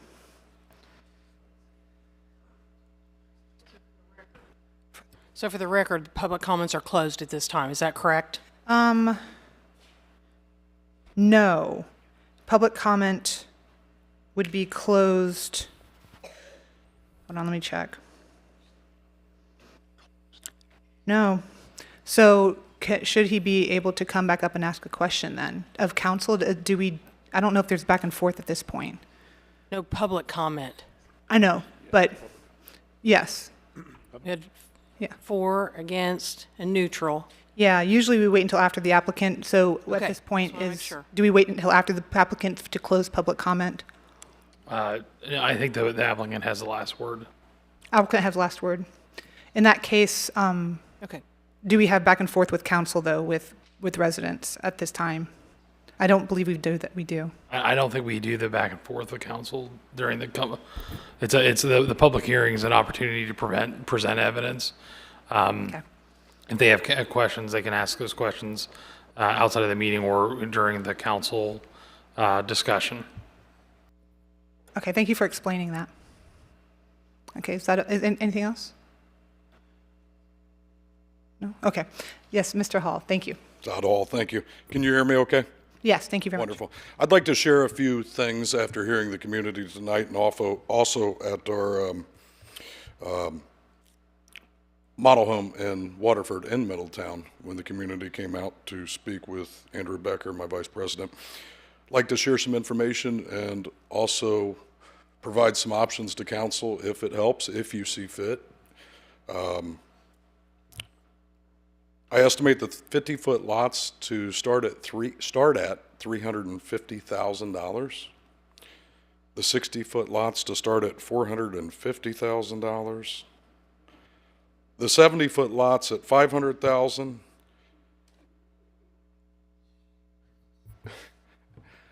And the estate lots to start at $650,000.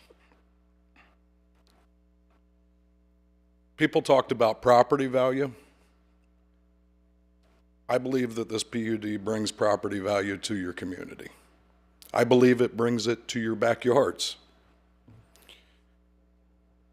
The commercial property in the front on review tonight was a development opportunity map. That map qualified the area to be professional office. I am good with professional office. And the adjacent homeowners, instead of offering them a 25-foot buffer, I would like to offer them a 50-foot buffer. Traffic. I'm here for the right reason. Vote yes tonight, make it contingent upon a traffic impact study. If the traffic impact study doesn't work out for the community, I'll walk away.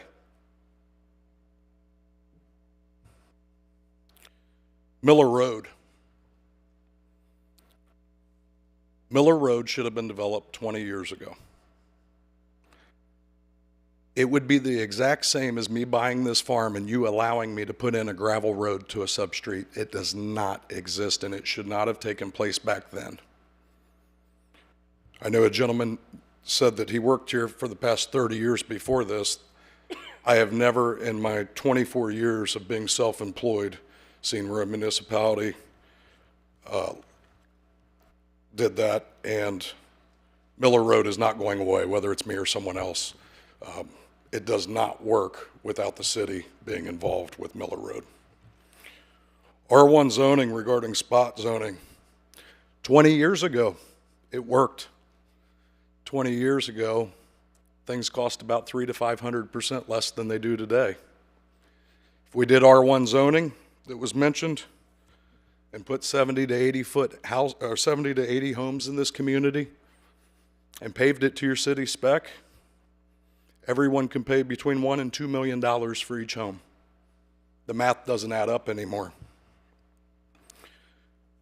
Houses pricing from $350,000 to $650,000, I consider to be higher end homes. I already built in Middletown, right next door. The retention ponds, I'll include them in an HOA. The HOA will have that responsibility. If you see fit, the city no longer has to. Somebody asked who's going to buy these houses. America will. It'll be your fire, your police, your government workers, your EMS, the backbone of America. Because $200,000 houses don't exist anymore. This is not a first level house. This is a move up house at $350,000.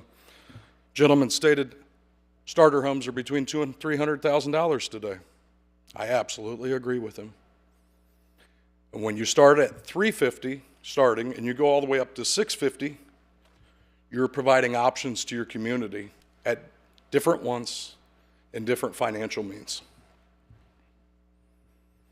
Tonight we are raising the bar. We're providing opportunity for Middletown. Unfortunately, the old adage, not in my backyard, give the rest of America to experience the great things Middletown has to offer and spend $350,000 to $650,000 in the community on a single family house. I appreciate your consideration tonight. Thank you very much. Thank you, Mr. Hall.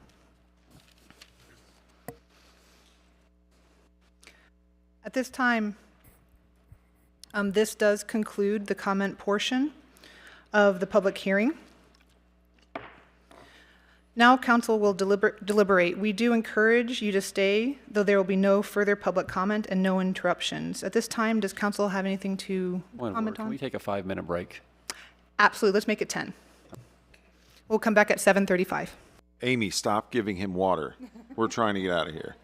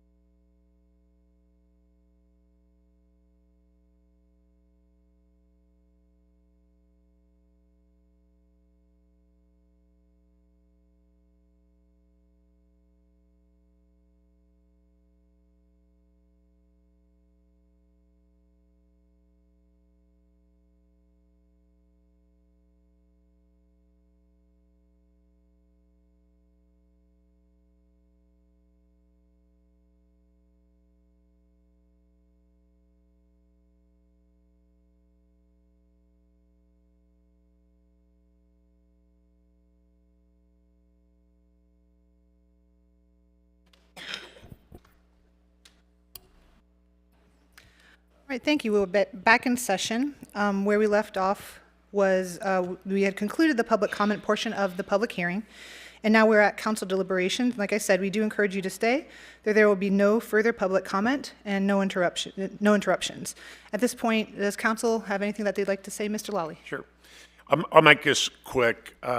Pretty much for the aforementioned reasons that many of you who spoke in opposition of this development, I also have those same strong concerns and will be voting no, but in opposition and upholding the Planning Commission's recommendation of denial. But more importantly, here's my big reason is darn near 100% of the residents in this area don't want it, and therefore I stand in solidarity with you, and I'm a solid absolutely not. Thank you, Mr. Lawley. Are there any other comments? Talk? Yeah, I just have a few things. First of all, there were, I don't know how many emails, calls, texts about this. I think I responded to everybody except for we did receive one email during the special meeting before this, so I'll get back to her tomorrow. Claire, thank you again for a great staff report on this. Several concerns. There is a couple things I would like to say that I do appreciate from the vast majority of the people who spoke in opposition. One of the things that is difficult when we look at any of these developments is sometimes there are people that are just against any development, for that particular piece of property or that part of town. But the vast majority of people they realize that it's going to be developed and they just want a better solution. So I would just like to say thank you, for that reasoning. Mr. Hall, thank you for being here tonight and listening. There are quite a few developers who come to these meetings and they don't take notes. They don't come back up to the podium and have some concessions. So I want to say thank you. Personally, for me, I've listened to everybody and I've responded to many emails and stuff and have given my take on this. I have similar concerns, density, materials, the commercial space to me. I know Miller Road is a problem as well. So, Mr. Fishbaugh, I completely agree with you on that. The other thing as well is, the waiving of the park impact fees, as well as, looking at the stormwater retentions. I know EPA many times calls for those, but I wouldn't necessarily call those green space or parks. So as the plan stands now, I am a no vote. Is it my belief that there could be a solution on this potentially down the road? But density is a big problem for me. Density and materials. We know that piece of land will be developed at some point, but I would never support it unless the surrounding communities and the residents, such as yourselves, were confident and comfortable with it. So thank you.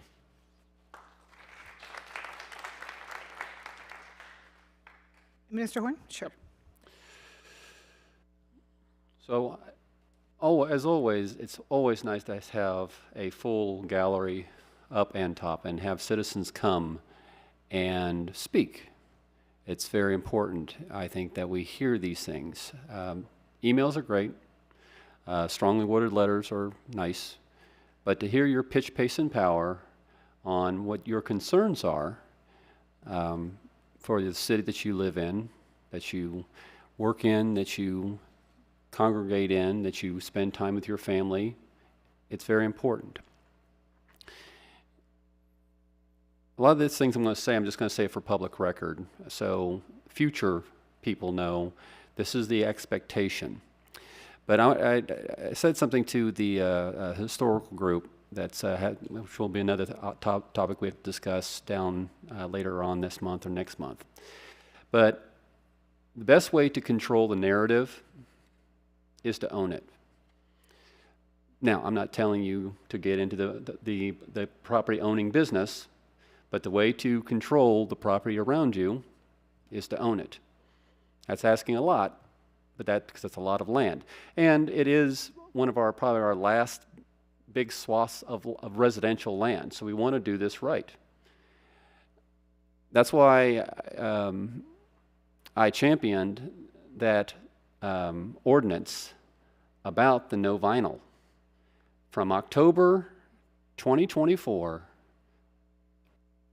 and forever until a city council loses their mind and changes it back, the first floor on any structure, residential structure in Middletown, will not be vinyl. If you drive, I drove by on Riverview in the Sawyer Mill, and I was driving, I didn't stop, I didn't get close. Yes, I'm in construction, so I have an eye for it, but I noticed that some of the vinyl, the vertical, I can see the slits already. And these are less than 5-year homes. That's why I was the champion for that. That's why me and the Planning Commission wrote this out. So the homes in Middletown will be better. And when some of the builders that I've spoken to, multiple, they give me a number, and I say, okay, that's fine, but spread that over a 30-year loan. Is it really going to matter? And again, we want those quality homes in our city. I also helped appoint a person on Planning Commission, and he is very much into density. And when he saw this, he even said this was too much density. The other part is every once in a while I'll read the comments out in the social media, sometimes for fun, sometimes for information. And someone said something very poignant. They said they want development in this area, but they said, I want high-end homes there. And what they, and the example that they give, and this is no disrespect to Mr. Hall's numbers, but they said, I want something like Renaissance. If you drive by Renaissance, it says homes, $400,000 to $600,000. That makes sense because if you have that level of home, then the homes that are surrounded, it does not affect their property value because it's kind of silly to put something in that has less property value and then you have a home with a higher property value beside it. So we don't want that. We want to keep those property values around this development at that high level. Talking about the density, the 50-foot lots are not acceptable. I actually got information from our city planner, and a lot of the new developments starting at a minimum at 60-foot lots, 70-foot lots, half-acre, acre lots. This is an opportunity for us, again, to come together as a city and say, this is our expectation. This is what we want when we were going to develop 89 acres. And in the surrounding communities do have a voice because you invested in those homes. You keep those homes nice. You might have an HOA, you don't have an HOA. If you don't have an HOA, you keep it good yourself. I'm actually even starting to, and I appreciate the fact that when we write the narrative, like with these school properties, we can say, you are not going to rent that house for 10 years. You will have a HOA. In the future, I would like to see where the city requires it for all new developments that you will have an HOA. It will take less, it'll actually soften the burden financially on the city. But it's just important to know that, yeah, we hear you, and yes, we want development, but we want reasonable, we want quality homes, we want it to make sense. And that's why when I look at this and hearing everything that's been said, I'm an absolute no.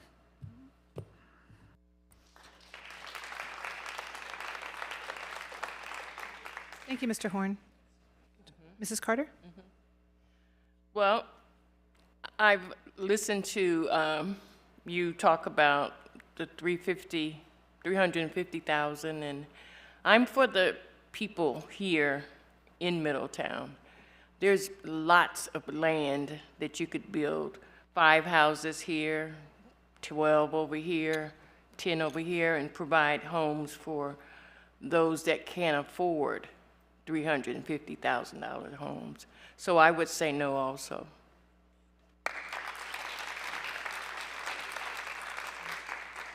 Thank you, Mrs. Carter. And I would like to say that I'm just very grateful for everyone coming out. Everybody spoke very eloquently, saying some of the things I was thinking as well and questions I had. Very grateful for Mr. Hall for hearing, like Mr. West was saying, hearing and then coming back with some options. There was that conversation about the possibility of like taking another look, maybe working with staff, listening to what the residents have to say. For myself, I do also look to the criteria. And from the review criteria itself, there's just not a match. So for me, it's also, when we take our straw vote, it'll have to be a no at this point. But that, again, there could be possibly further conversations. So at this point, is there any other deliberation at this point from council? Okay, hearing none, then we will go ahead with our straw vote at this point. The straw vote is, the question is to approve the application of Todd Holmes for approval of a map amendment and preliminary development plan for mixed-use development. Councilmember Lally? No. Councilmember Carter? No. Mayor Slamka? No. Councilmember West? No. Councilmember Horn? No. Thank you. This concludes our second public hearing for the evening. This now concludes our special city council meeting for Middletown, Ohio, Tuesday, August 5th, 2025. At 7:46 p.m., this meeting is adjourned until Tuesday, August 19th, 2025 at 5:30 p.m. in these chambers for our next regular city council meeting. We hope to see you tonight at National Night Out. Thank you and good night.